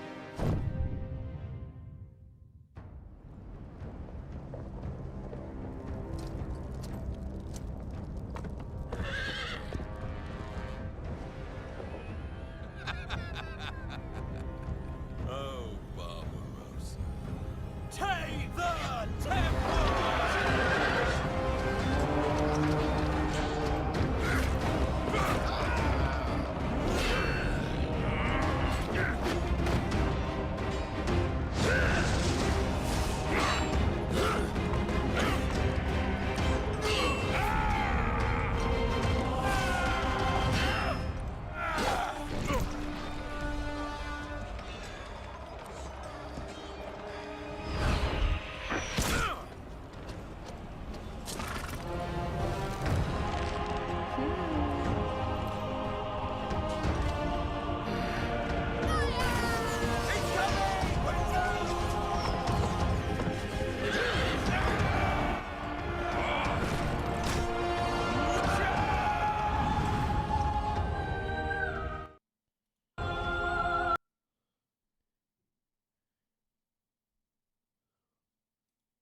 What is going on, Governors? Chiscool here, and I'm joined by Plato Gaming for, if you can believe it, round 3. Here we are. It's the Grand Prix. The second time I feel like I'm in this spot looking at a 1-1 situation between these teams. Plato, what's about to happen, my friend? I feel like this is deja vu, where we're following the script of the last 2 games, and this is unscripted territory where 489 was able to win the first game of both of the series, and then 60G2 was able to punch back with a win of their own. we'll have to see what happens if 489 is able to come back, or if 60GT is able to show why they are the favorites according to the community. Yeah, I mean, this is the culmination of months of buildup for this final matchup where it's 1-1 to crown the Grand Prix champion. This is it. No do-overs, no more second chances if you lose. This is where it happens. Will it be 60GT with the arc domination that they've exhibited pretty much all season? Or is it going to be 489 keying back into their strength with the building game to win match 3? I feel like we're going to see GT try to dunk every arc they can get their hands on. I feel like we're going to see 489 get a really good lead with buildings. The thing where I'm not so sure is if 489 is going to continue to push that lead on buildings, or if they're going to push for an arc early. And if they push for an arc early, I'm a little worried for them. It all, I guess, depends on the ability points, right? Yeah. I think the biggest thing is back to basics for both teams, where both teams know their strengths, they know their weaknesses. And each time for 489, when they were able to push their buildings in that second match, they were able to win. When 60GT was able to capture the arcs over and over and over again, they were able to win the second game. So this third game is definitely going to be, in my opinion, kind of trying to play to your strengths, but at the same time minimizing the opponent's strengths as well. So we'll have to see if 60GT continue to slam those arcs over and over and over again, and if 489 decide to contest those arcs, or if they continue to contest the altars. Yeah, the only thing I don't know is which arc 489 is going to go for. That to me is the big question mark. The whole rest of the match, I feel like, is going to be really familiar. You were talking about deja vu. I think 489 is going to do the things they've been doing this entire time. It's just a question of which arc they go for. And GT, they're just going to keep doing the thing they do. They're just going to go for those arcs. So it all comes down to which arc will ultimately be contested by 489. And I feel like going for more than one has not worked well for 489. Yeah. Yep. Do they have any other stall tactics? What else can they do? We use sneaky tactics one time. I feel like sneaky tactics could work again, right? Yeah, it could, but at the same time, that sneaky tactics that they used last game is the reason why they had a point disadvantage in the second arc. So the real question is it worth the stall for the point disadvantage, which essentially allows 60GT to capture that second arc without any without any care in the world? Because if you have a point advantage, then you essentially secure that second arc if you want it. You're right. I'm not sure it's worth it. The first time it was really worth it, because if GT had said, oh, they're not here anymore, we're safe, we're good, they could have actually stolen the arc. So you're right that with sneaky tactics, they were not only delaying, but there was the possibility they could take the arc. That's pretty valuable. That's really valuable. But I don't know that they can repeat that, right? Because, I mean, GT would protect the carrier, right? Like, the chances only go down that they abandon that carrier. Yeah. Well, the match is cranking through, so we've got it in our feed. Let's switch on over to the warm-up screen here. There's 2 minutes till this match begins. Chat, drop some hype and share your thoughts on which team you think is going to win. Smash that into the chat now.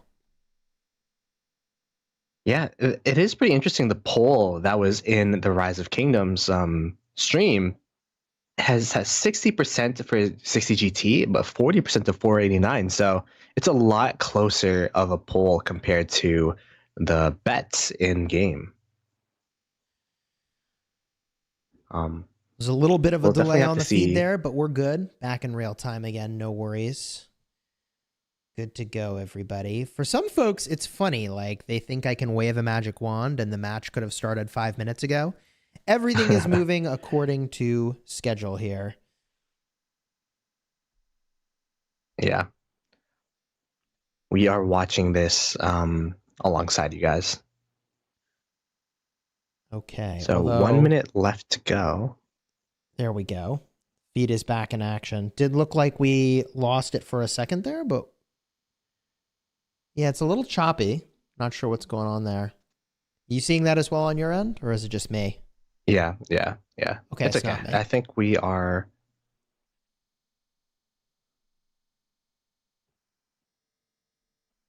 Yeah, I think we should be good. Okay.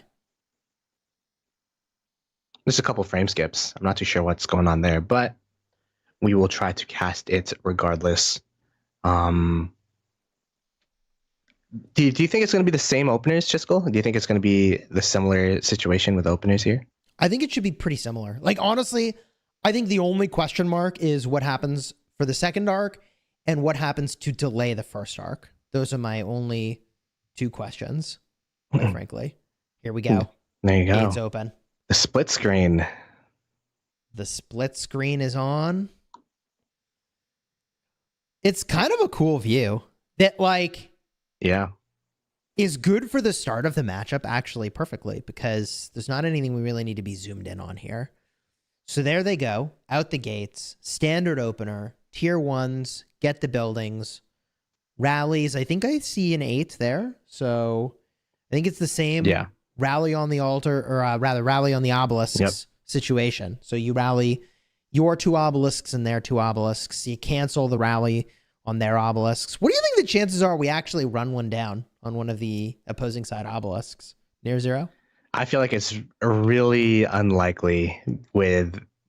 I think both teams are comfortable with their strategies, and going for a cheese strat for the final game of Grand Prix would be kind of wild, but yeah, we'll see, right?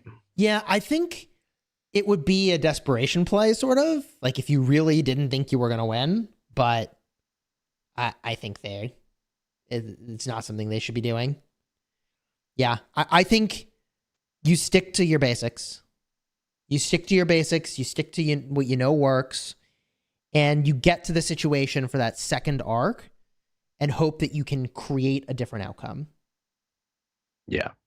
Right? And now, I'm not saying do the same thing over again, right? That's the definition of insanity. Do the same thing, expect a different outcome. But I think the area where the adjustments will add the most potential to sway the match is right there on that second arc or third arc. Kind of depends on what 489 wants to do. Yeah. I will say that the onus on change is definitely on 489's side. Because 60GT, they now know that just insta slamming the arcs is a win condition for them. I feel like we learned this last week or last month as well. Like, that is not new learning. That's like the thing I've been saying for a long time of their strategy. But yes, sorry. Yeah, so it is up to 489. Whenever 60GT, for the 2 games that they just insta-slam the arcs, they've been winning. So it's up to 489 to find the solution rather than 60GT. Yeah, like what 60GT should do is very predictable. They are the predictable entity here. 489 is the entity that has, I think, all the question marks for what will change, what will be different.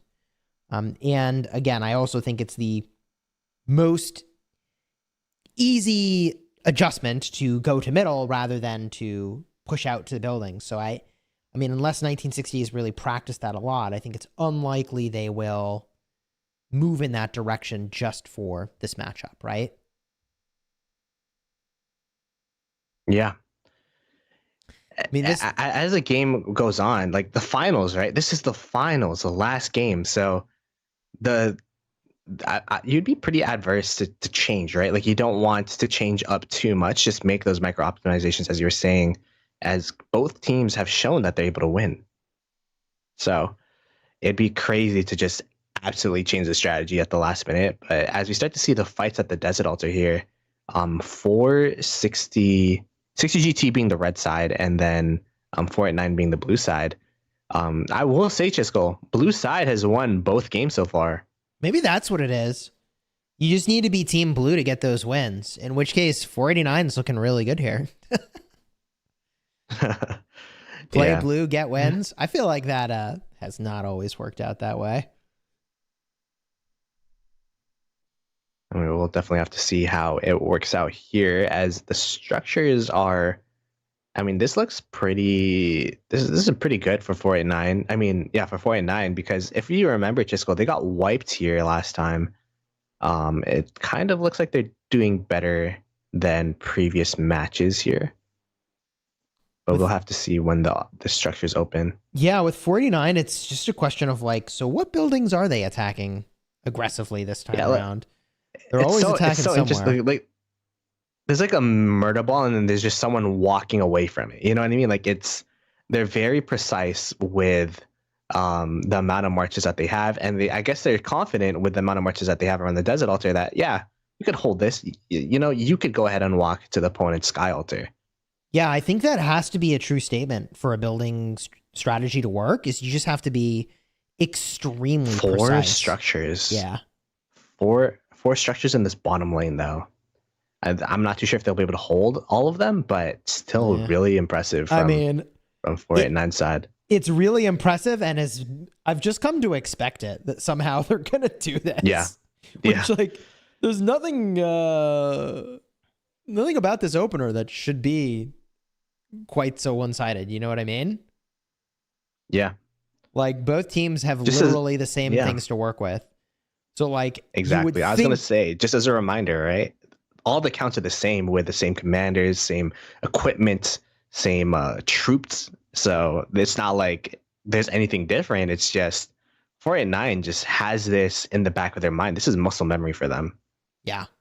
I mean, you would think that GT would be able to adjust in some way to handle this opener, given that they've fought it 1, 2, 3, 4 times now. But I don't know, man. It's just they're just really good at this part of the game in a way that is actually a huge advantage for 489. Yeah. I mean, look at this. So 3 altars and an extra shrine. Like how? It's they the outer literally lane. started in the same place, man.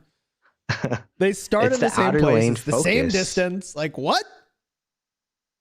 Yeah. It's this outer lane focus that 489 always has, and like someone asked what the most important lane is. I think the lane with the most pressure is this outer lane, because if you look at the timer now, we have like 5 minutes 30 seconds until mid spawns.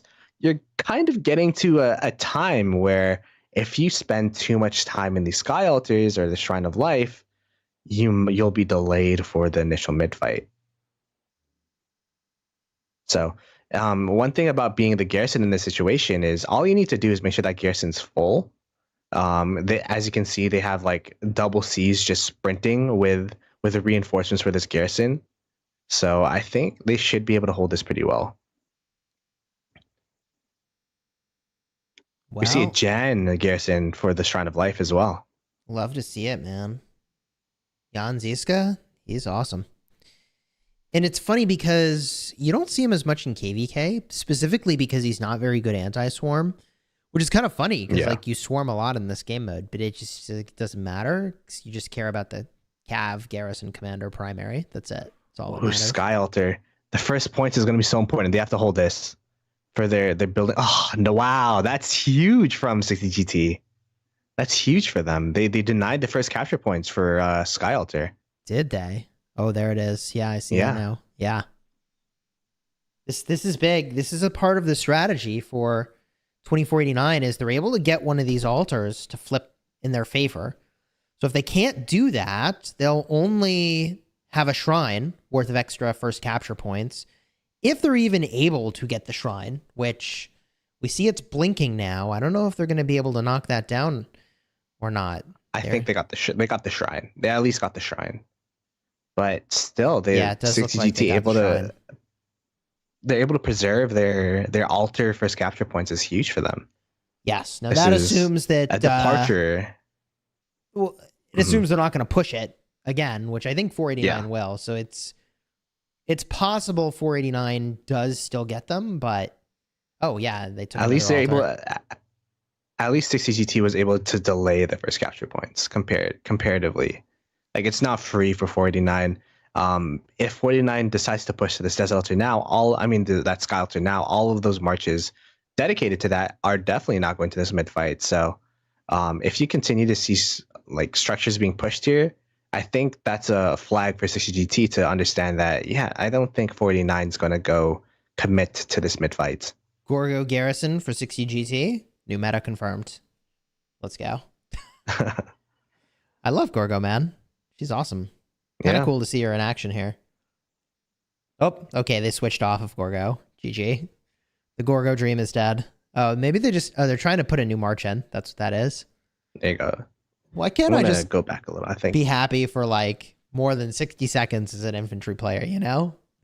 Nick, Sky Altar. There you go. Be taken back. Yeah, infantry is kind of in a weird spot in KVKs where I've once considered myself an infantry main, but now I run one infantry march if I'm running 5 marches. You know what I mean? Yeah, you're a recovered infantry man. Yeah. I'm now a meta main is what I call myself. Yeah. Ooh, whatever's meta. That's the way to be. You know? That's definitely the way to be. By the way, 4 altars for 489. Like, and the first capture points did not go through yet for GT. Like I was suggesting, it's like not a solved problem. I do think it's kind of interesting that GT just continues to go for this first arc as aggressively as they do. Like, yeah. I mean, they could definitely spare some of the marches mid and try to go to a structure, but maybe it's just one of those things where it's like, let's just guarantee the arcs get captured. I think that's what it is. I 100% think that's what it is. They just want to guarantee they get those points. And it's so understandable why they want to do that. By the way, still no first capture points on the Desert Altar. How insane is that? We're 15 minutes into this match almost, and there's still has not been an entity that's held it for 3 minutes. I will say though, there's not as many marches for 60GT as there usually is. Like, it's not a crazy amount of marches, you know what I mean? Yeah, this is a weird play for 489. Oh, they're pushing. Yeah, they're just pushing. They're just going for it. But they're surely very outnumbered. I don't know about this one. Maybe they're just trying to lead them away from the There's not even anything sneaky happening here. It's just like, all right, I guess we'll just send them to die. Yeah. I mean, I don't know. I liked when they were doing things that were cute or funny. But I guess one thing that you can say is at least the marches are getting pretty low for 60GT. They're getting low. They won't be able to reset. So that'll weaken their building game when they rotate out.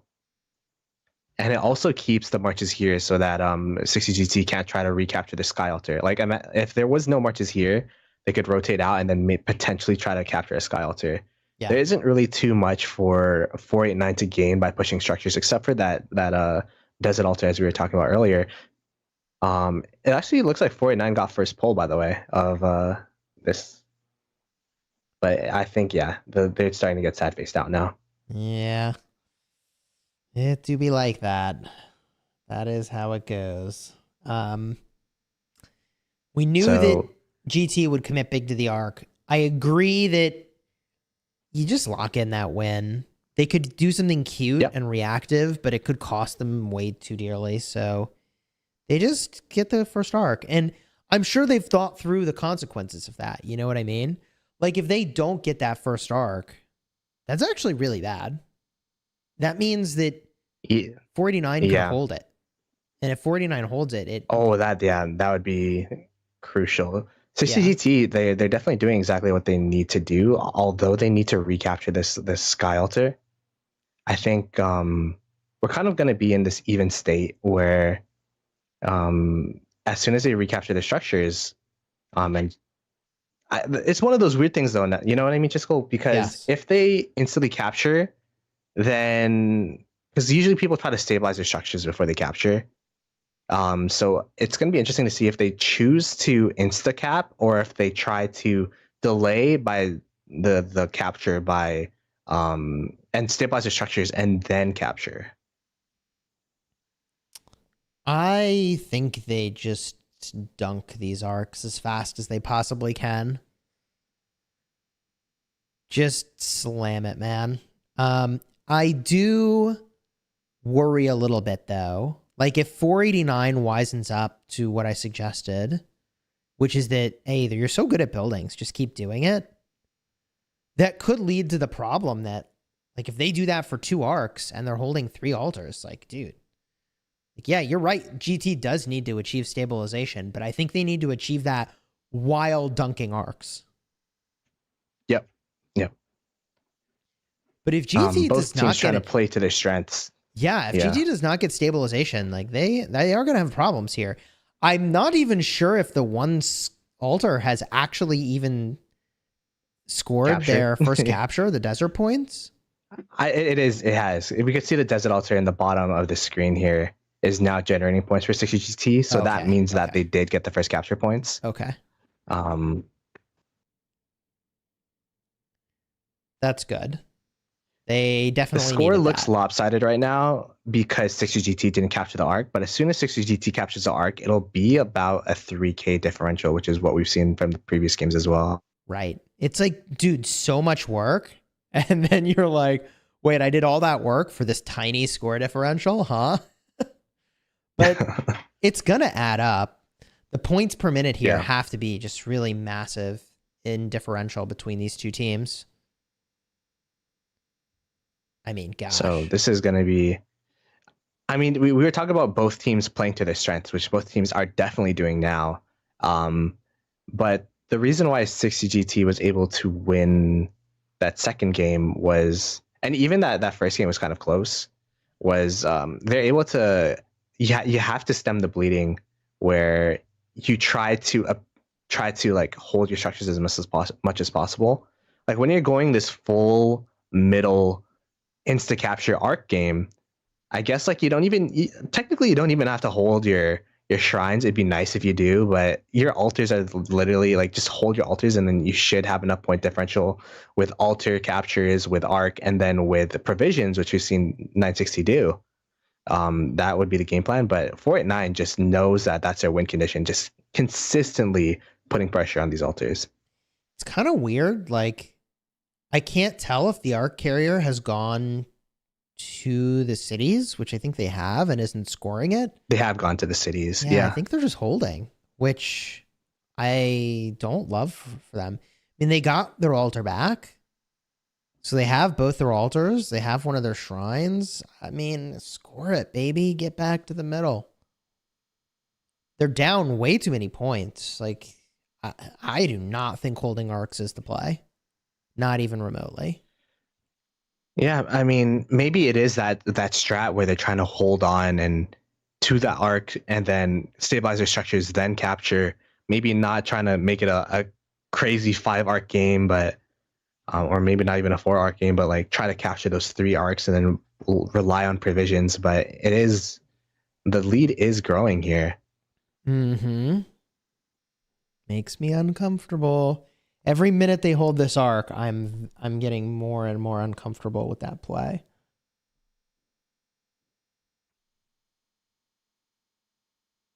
Yeah, they have held it for around 5 minutes. So, or like since they captured the arc, it's been 5 minutes. So, yeah, we'll have to see what happens. Maybe as soon as these structures start ticking over, they'll capture it, or they're waiting for a timer. But as we were saying, like this is what happened in the first game where 60 GT did hold on to the arc, but then 489 was able to win the second arc and from there win the game. If they hold this arc, then they for sure have to win the second arc, or else it's going to be really, really tough for them to come back. Mm-hmm.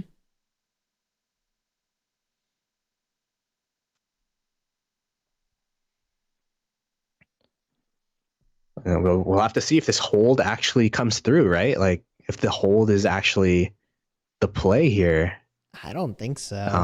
I mean, I am very, very, very opposed to what's happening right now, personally, because they're so good at winning mid fights. Just create as many of those as you can. Like, okay, they've achieved stabilization on their buildings. Great. Let's play this out.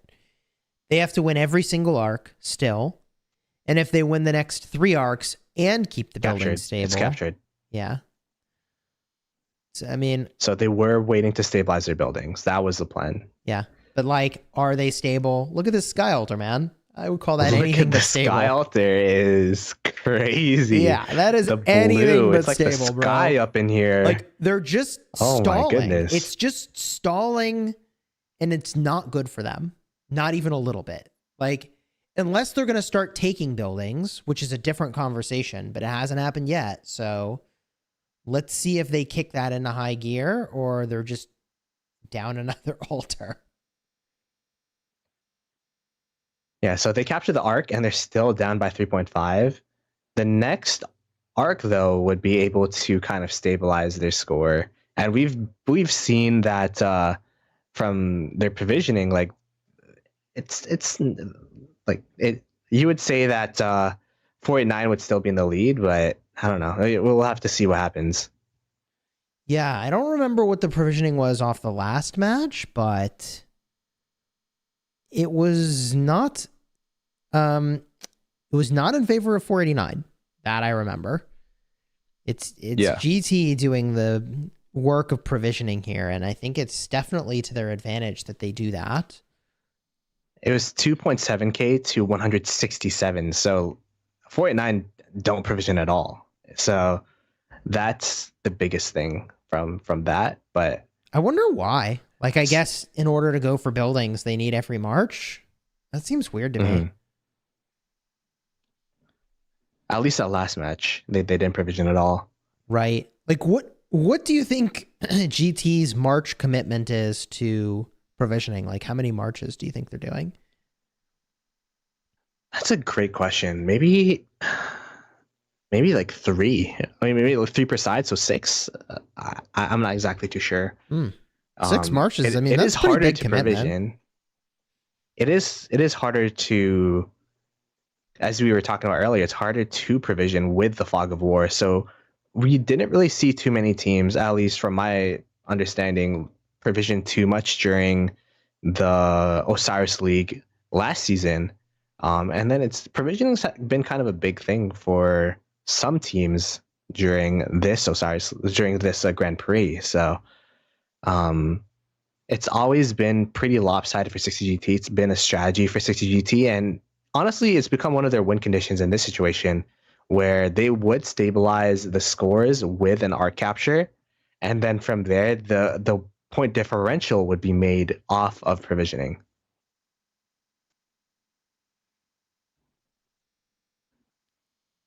We have 5 minutes and 16 seconds till this arc spawns. By the way, code's on the screen if you're interested in some free speed ups and crystal keys and gems. Dude, this code's really legit. You should enter this code. I know I did when it popped up on screen from earlier matches. Yeah, it's a meaningful amount of speed ups. As we start to see the mid rotation here, both teams rotating over to their respective sides. So it does look like 489's opting into contest this second arc. This is the play for them. This is very reminiscent of the first game, in my opinion, where both teams use skills mid. And then now 60GT held the arc for a bit, and now 489 is actually coming over to rotate over for this arc. Yeah, I think that's a mistake. I think it's a mistake for 489 to push arc here. I think it's a big mistake. Look, they know their strategy. Pretty dominant with the building game. Yeah, they know their strategy way better than I do. So I'm like not even going to pretend that I know how to run a building game. But I do feel like if their point use was equal, then it's more reasonable to go for this arc, certainly, than it did in prior games, right? Yeah. Like, this is far more reasonable. And maybe I could talk myself into this. I don't like it. Okay, I don't like it one bit. They sacrifice. It's like a home run play. It's like a home run play where if they win this arc, they are very favored to win this match. That's true. If they lose this arc, then 60GT, in my opinion, would actually be favored. Yes. That's the because problem. the score would be even, and then they'd still be in the lead, but it'd be like a 1K lead, which can be made up with provisions as well as a third arc. Like they have a 4,000 point advantage here. Like, why mess with that? Like they could lock in some more point lead and then really just go for the final arc. But yeah, I mean, the value of the arc only goes up and up and up. And it's not like this arc would get held. Not for GT. I don't know.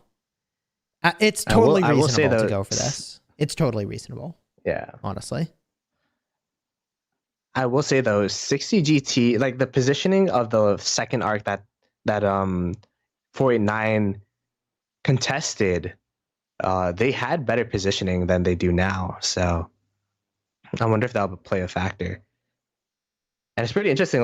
Look at the cat and mouse being played at the Shrine of Life, where the march is walking away. It's like, oh wait, there's another march. Let's actually reinforce. Yep. They're really going for exactsies here. So this is the backdoor plays that we don't see. And this is kind of big, 5% extra health, 5% extra movement speed. Oh yeah. If they're able to capture that. Yeah. Because you have to remember, it's a swing from one team to another. Oh, to the death. To the death and dust up. 8-point usage. We got 60 GT with Heaven's Grace, dust up. And okay, so Heaven's Grace, dust up for 60 GT. That's less points, isn't it? It is. It's 8 points to 6. Oh. So I was gonna say I don't really like to the death at a 10-point configuration, but I actually think it was a really good call at this configuration. Yeah. This is actually a pretty big play from 489. To the death like shows to me that they're trying to hold this arc for as long as possible, and then they're going to like kind of sack that third arc for structure game. You know what I mean? Yep. I really like that play by 489, and I'm actually shocked GT didn't match it. I think 489 could win this. Oh, total vision used by 60 GT now. So now it's 10 to 8, but it's a bit too late. Is it too late? Is it too late? Wait.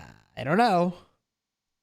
It's 10 skill points to 8 as we see a sentry being placed. But yeah, it is too late. It is too, look at the sea of blue.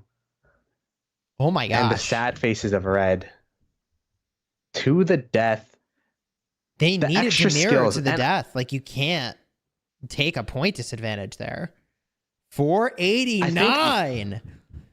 They're gonna go pushing for early, it, and they might just win this thing. 489 pushing early actually made it so that 60 GT didn't have the 10 points to counter. Wow. 60 GT just couldn't counter. That's why Total Vision was so late, because they didn't have enough points for the skill.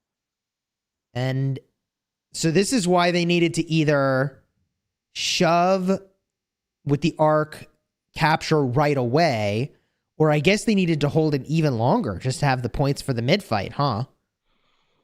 Yeah. Yeah. Do they have to the death on the bar? I don't know. I'm not sure. But like, I'm not sure. I feel like if they just would have mirrored what the opposing side was doing, like, GT is generally favored to win. This is big for 489. This is actually really big for them. Blue team always wins confirmed. That's crazy. True. Blue team always wins confirmed.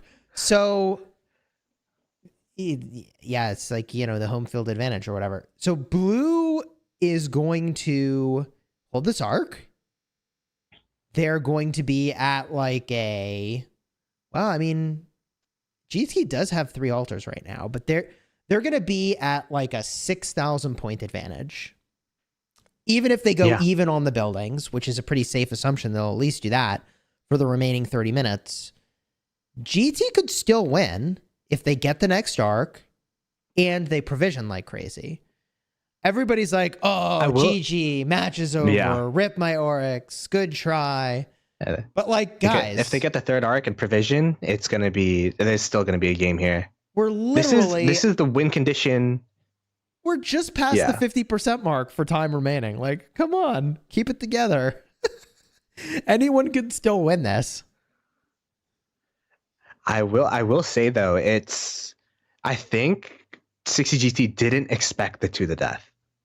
Because I'm looking at the previous games. Last game, both teams didn't have to the death, and they replaced to the death with sneaky tactics. Oh. So maybe 60GT didn't have to the death on the bar. Maybe they still had sneaky tactics. You're right. They probably did not have it on the bar. And so they just got hard countered. Yeah, you would definitely counter to the death, the 8 point with the 8 point, but I don't think they had it on the bar. Yeah, that makes sense. We don't know for sure because we don't have access to their skill bars, but you're basically looking at the recap of the prior matches where they showed the skill bars? Yep. Yeah. Yep. Okay. Like at the end of the match where it has results, it shows the skills at the bottom. Yep. And for both of the matches, 60GT did not run to the death and they ran sneaky tactics. So I think 489 just saw that and was like, hey, you know what? Let's do something different. Let's go for this mid fight, use to the death, and then see what happens from there. I hope we get a look at the arc. The obelisk is flipped sides. Wait, the obelisk is captured. We need to be looking at that arc. Huh. As we continue to look at the Skyalter, I think the Skyalter is pretty safe though in this situation. I mean, the carrier is still 489. And the building flipped back over. All right. Yeah. Dude, that obelisk. So this is exactly what 60GT need to do, by the way. This is the first time we've seen them pretty much this match or this series have a building advantage. And 489 was up by about 3K before the arc spawned, and now they are only up by about 1.4. So just creating this pathway towards, lessening the gap. That's all 60GT need to do right now, and start preparing for this third arc fight. If they win the third arc, I love this building push for GT. Like, this is totally what they need to be doing. We haven't seen them do this all series, and I love that they're able to do this now. Granted, as I say that, this is how it goes. I've cursed them. They lost their Skyalter. There is what it is. But this feels like the first time they've turned the gas on an offense on some buildings, and I love that they're doing this. Yeah, and look how close the game is. I was saying 1.4. It's now 800 point differential. So 60GT have the provisions, and if they go towards this mid and they're able to win that mid fight, it's going to be a really, really close one. Yeah, it's really weird how GT has completely turned this around. I do wonder if that is the provisions that we were talking about earlier that got turned in, perhaps, to even up the score so suddenly. Because there was a 3,000 point difference, and now there isn't. How does that happen? Yeah, there'll be a score comparison graphic that pops up, and we'll be able to see how much was actually provisions and whatnot. But this game is far from over, and they lost control of. I'm guessing they're just switching the carrier for 489. Although the arc is super close to the shrine, that's kind of like, if you look at the map, it's kind of close to that shrine of life. Yeah, a little in the top over there. So, this is going to be a barn burner for sure. Worthy of the first match of 2024, but last match of this Grand Prix season. We have almost 3,000 people watching. Drop some hype on the stream. Throw a like on here. If you haven't already, consider subscribing to the channel. Let's go. As a reminder, I'm Chiscool Gaming. We've got Plato Casting as well. Both of us have YouTube channels dedicated to helping you be a better player of the game. Let's go. Dude, look at this. It's even. The structures are even. At the Flood Garrison in the Skyalter, like they're punching at each other back and forth, and It's so This funny. is the pinnacle of ARC right here. This is the pinnacle of ARC. Like, people were GGing when 2489 took the ARC, but dude, this match is like really close suddenly. The differential here is actually shockingly little. I don't know where those building points evaporated to for 489, but it sure is confusing. Yeah, it looks like the swing back is starting to happen for 489. Able to capture the Desert Altar, that's a huge step for them. At least deny some of the point gain from 960.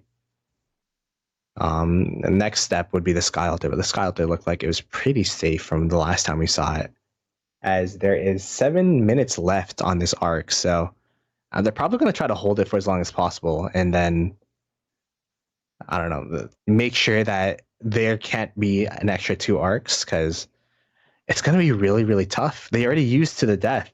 So this third arc, when it spawns, 60GT definitely have a pretty big advantage for that.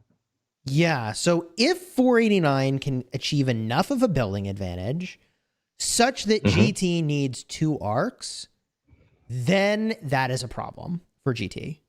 Yeah. But as long as GT stays within a 1 arc striking distance, they are good. I thought they were on their way to that, but the scoreboard is opening up again. The gap is widening. And that is a problem for GT. Maybe they can make up with provisions. Maybe. It's the Desert Altar capture. That was huge for 489. 150 point swing. And as soon as they start gaining points, it'll actually be a 300 point delta, because of 150 taken away from the opponent, 150 gained for you. And the Desert Altar is around 30 seconds left until it starts ticking for 489. This is really fun to watch, honestly.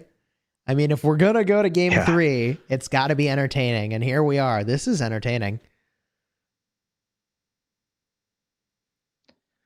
It's so funny seeing everyone talking about their coins. I mean, hey, you know, people are worried about whether or not they're going to win or lose their Oryx. Yeah, 60GT was so heavily favored in terms of Oryx. Oh, the Arc was captured. There it is. Just happened. There you go. So 8 minutes. The timer is 8 minutes for 60GT to mount this comeback and capture that Arc. And we'll have to see if they're able to cleanly capture the Arc and then perhaps force another Arc so that they could. It is possible. Master strategies that arc away. It's possible that they could still capture 2 arcs. It's totally possible. And the thing is that, like, you could always master strategy the arc away if you have the points at the end, right? That, to your point. So there's certainly enough time to do this. It is not easy, but the time exists. It is positive that they are pretty much even. I would say they're actually advantaged with the 2 outposts. Outposts get underrated, Chisco, where if you capture all 3, it's 90 points compared to 80 of a shrine. So that's 60 point differential just with those outposts as they start to get recaptured. Yeah, you gotta have a plan for this, man. 100%. That's the thing that's really interesting about this match is it's these micro leads that will eventually lead to a victory with how close this game is. Yeah, I just keep looking at the scoreboard. 5,500 point game here. Yeah. 4,500 point game. 4.5. Yeah, 4.5. 4,500. So if the next arc is 4K points, right? As a third arc. Yeah. So provisioning could be the difference. So that would be even. That would be even, and then it'd come down to provisions if they didn't already start submitting those provisions in. I'd be really interested to see that cool graphic, the score comparison, to see how much the point breakdown between the 2 teams. Yeah. Like how many arc points have they accrued, right? Or not how many points, provisions have already been scored, all that stuff. Yeah, the provisions is really, like, how many of the 3,000 provision points is GT locked in? That's what I'm curious about. Yeah. Sky Altar getting pressured. Building games still favoring 489, but not by a ton. But the thing is that if 489 can keep a slight building advantage for the full 17 minutes, they win. All they need to do is delay an arc, and they win. As we've been saying with this arc game, all you like if you go full mid and you capture all the arcs, all you really have to do in terms of building game for point differential is hold your altars, and that's exactly what 60GT has been able to do throughout this round of arc, where they were able to get a building advantage, and then ever since then they were actually able to start holding these altars, which is huge for them. As wow, it looks like 489 putting nothing to chance. They're like, let's just win another mid and win another game. Man, I don't know. But they had a sneaky thing to do last time. What sneaky thing are they going to do this time? this is so interesting because the thing that I thought that they were going to continue holding these structures, and maybe they think 60GT is super pressured to hold these structures to where, like, if they send and pour all these marches mid now, then they could just secure the arc. Because 60GT, they do have to hold these structures. They do have to fill them up to the brim and make sure that it's reinforced and make sure that there's marches around to fill. So because of that, 489 have the onus. They have the first response. They kind of control the pace of the game and where the marches go. So it looks like 489 is the first to rotate, but 60GT, they are full sending it mid as well.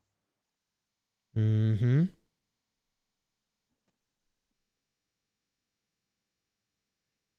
I don't know, man. This is, I mean, okay, we could talk through this, right? So I think the reason 489 goes mid is that they're worried they actually can't win with a building strategy, right? That's the only reason I think they're worried. Here. Yeah, they're. Yep. You don't think you can open up the scoreboard enough that even if they get this arc, you still win. I mean, 489 is playing like they have to get this arc to win. Do you think that's true? Yeah. I don't think it's true, but I would say you have to all in one strategy or the other. Like for 489, I feel like they could have all in. They could have went for the building game, or they could have went for the arc game. So I guess in this case, they are definitely going all in for the arc game. Instead of like splitting your focus. If 60GT, if they went in for the buildings and then 60GT was able to hold and they got a free arc, I think that would have been, they're trying to, this is like the lower variance play where it's a for sure, if you win this arc, then you win the game. If you lose this arc, then you lose the game, rather than the unknown where if you went buildings, you might win the game or you might lose, right? Right. But which is it? Hard to say. Yeah, that's fair. I just feel like the times where 489 wins arc, they have a trick up their sleeve. They had a trick up their sleeve last time, and I don't even know if it was how intentional it was versus how much it was like a happy accident. It was probably pretty intentional. But like, I think it's intentional. That's what I wonder is, oh yeah, okay, so we don't even see where they are. That's interesting. 489 doesn't even know what GT has. They're blind, yeah. No vision. Good call out by the person controlling the cast here to sort of show like, guys, they are blind to this. Although they do have marches just walking up. Oh, there's a murder ball. We see him. Oh yeah. Turn it around. We found them. 1 minute to go here. This is a rather late so it's a rather late fight. I wonder if they're waiting for ability points. Less than a minute to go. There you go. Total vision used, as well as dust up. So that's 6 points. And total vision in response, so 4 points. I didn't see a dust up from 489 No. yet. Counteroffensive. Okay. So I guess their skills do reset match to match. Yeah, I think Counteroffensive used. they must have asked for that, which I think is fair. Heaven's Grace. Heaven's Grace. So it's 8 points for 489 again versus a 6 to 60 GT. No way. Really? They use Heaven's Grace and Total Vision versus Total Vision and Dust Up. Dust Up being 2 points, Heaven's Grace being 4. What? Let's see who will win here. I feel like that heavily favors 489.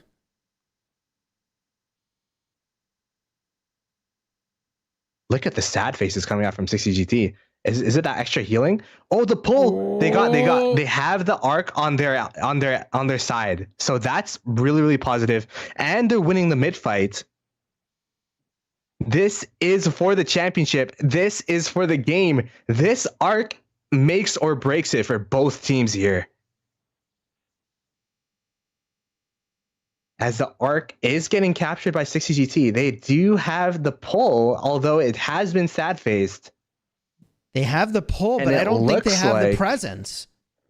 They don't have the presence. Wow. Nope, they do not have the presence. So huge call. And I will say this game has been down to the skills. It is 100% the skills come made down to skill use. so much of a difference. Wow.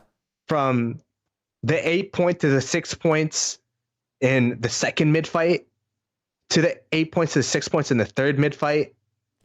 It's crazy. They must be timing the skill usage from 60 GT and just they must have an understanding of when is the right time to push, because they waited for so long. They waited for their skills.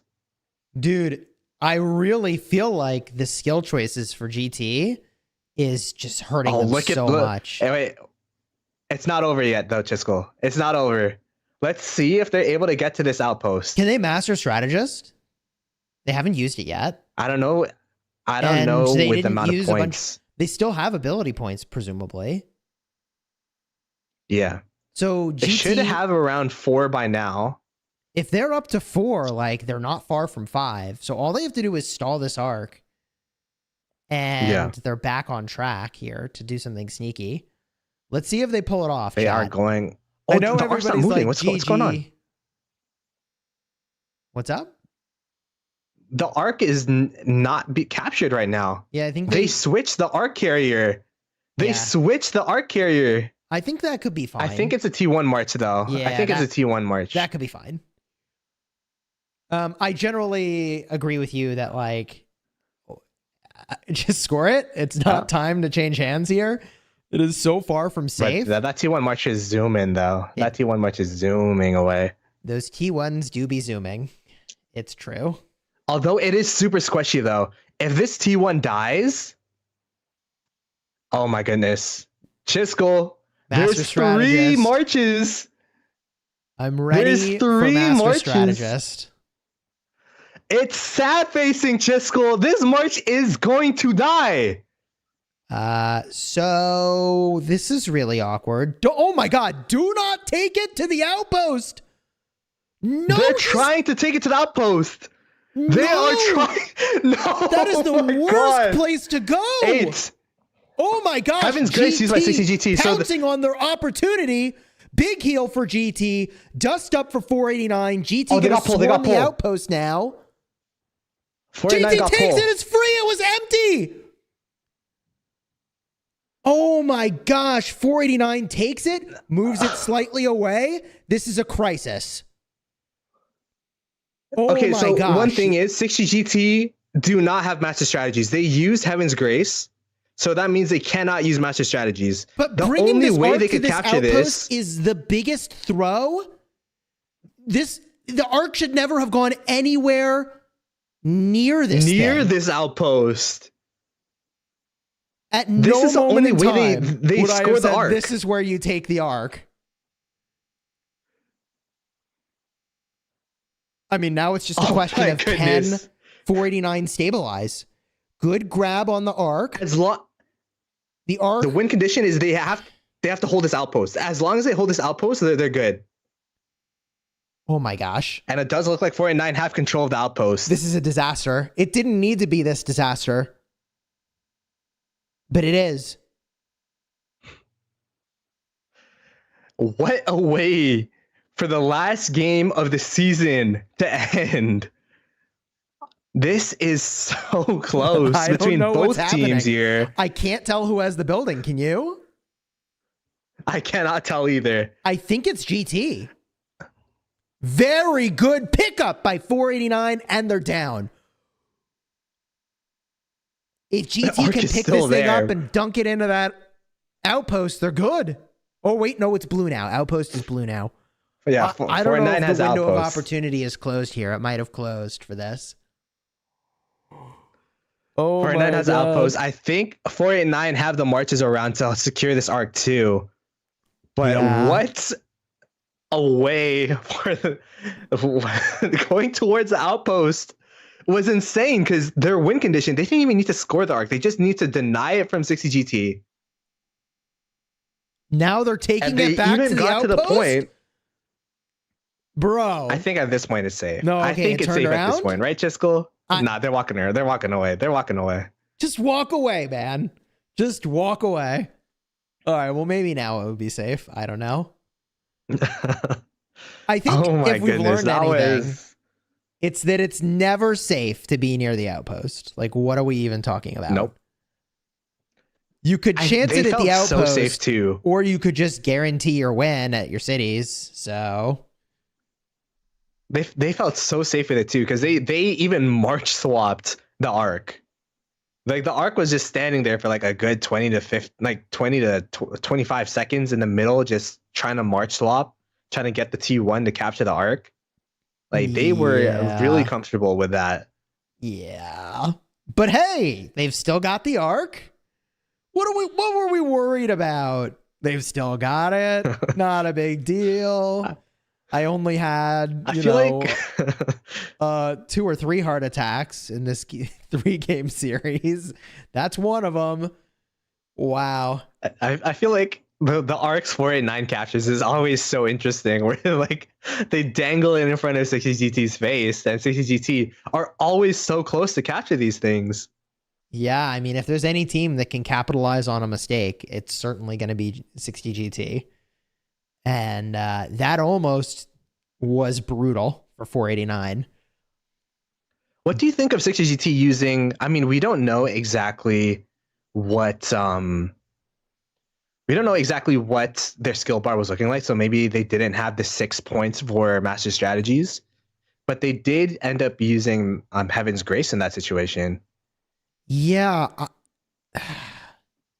I don't know what, like, their skill choice. It's either their skill choices for activations or choices for what they brought into this match has really cost them, I feel. They are really good in mid, but they can't take the disadvantage of the ability points, I think. And that's super reasonable, right? Yeah. Like, can any team handle the disadvantage? If there was a team in the world that could do it, it would be GT, which proves how strong those ability choices are, which I think is healthy for the game. Yeah. I actually think it's super healthy for the game if 2 ability points of difference is the difference between winning and losing. That's like good. That's like what this game mode should reward is your skill choices. Wow. Yeah, it's definitely like it's been a mind game this whole series, and for the first time, I feel like this whole Grand Prix, 60GT is down in arc score. In the final game of this Grand Prix, it's just the to the death skill as well as just having the 8 points versus the 6 points that 60GT fought for that third arc ended up being the difference for those arcs.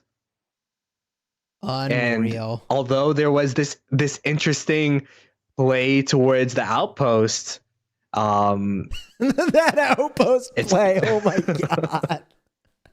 That's probably one of the just never bring the arc to the outpost. Like, I think the only reason you take the arc to the outpost is if you absolutely have no other choice for time reasons to score it, right? Yeah. Otherwise, like you're almost certainly safer walking toward the obelisk. You know what's funny? There's like lots of things like this that are counterintuitive. Like, for example, I garrison the Sky Altar typically, and it's so tempting to push forward and take their shrine. But it is such a bad trade to lose your altar and take their shrine. Do you see what I mean?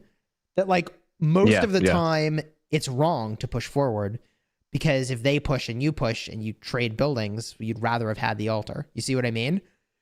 But every time I'm in a game, I keep thinking, oh, we could take their shrine.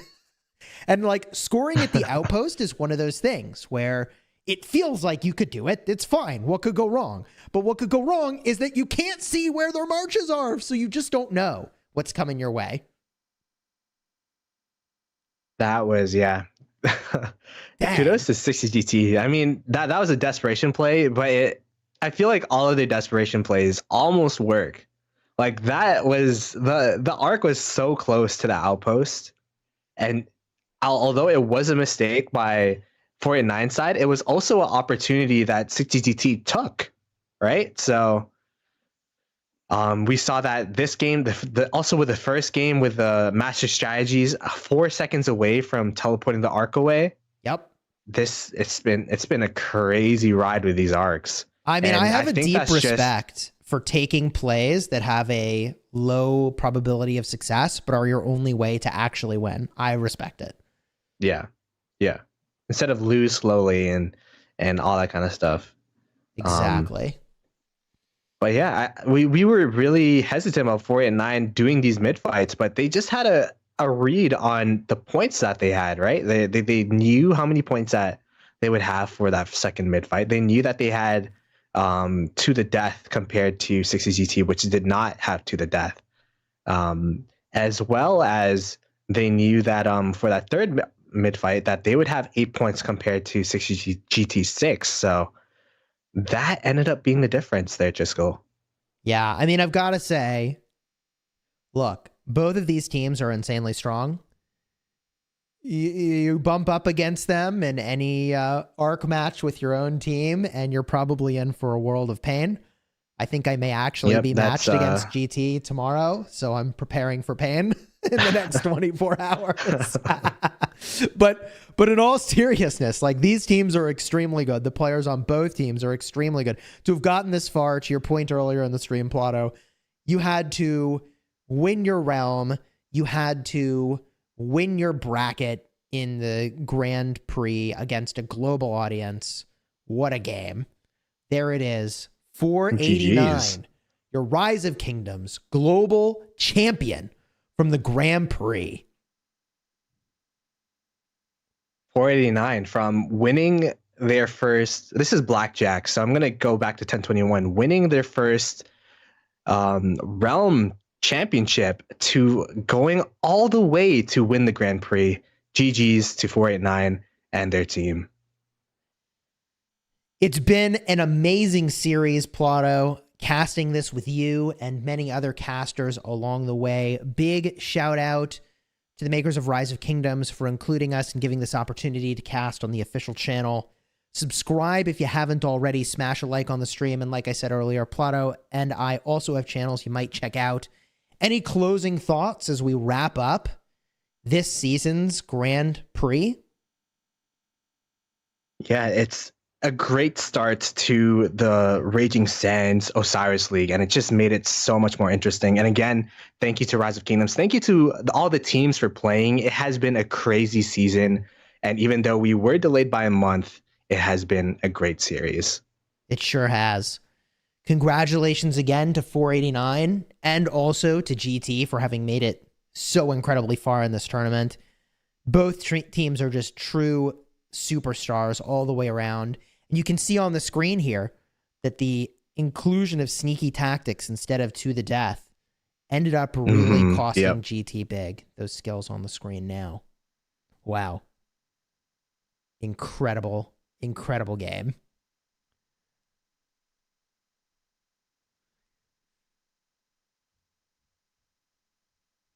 All right, folks. I think Plato and I are going to head out, but we'll leave the stats running on the screen for a bit. So enjoy some post-game statistics here. Really enjoyed this opportunity again to cast the Ark of Osiris Grand Prix. That final was fire. So good. We'll be back for the next series of tournaments, presumably on this channel. I don't know when that's going to be. More Ark League. Yeah. The next Grand Prix. Definitely looking forward to that. Until next time, my friends, you have fun smashing the kingdom. I'll see y'all soon. Take care, everybody.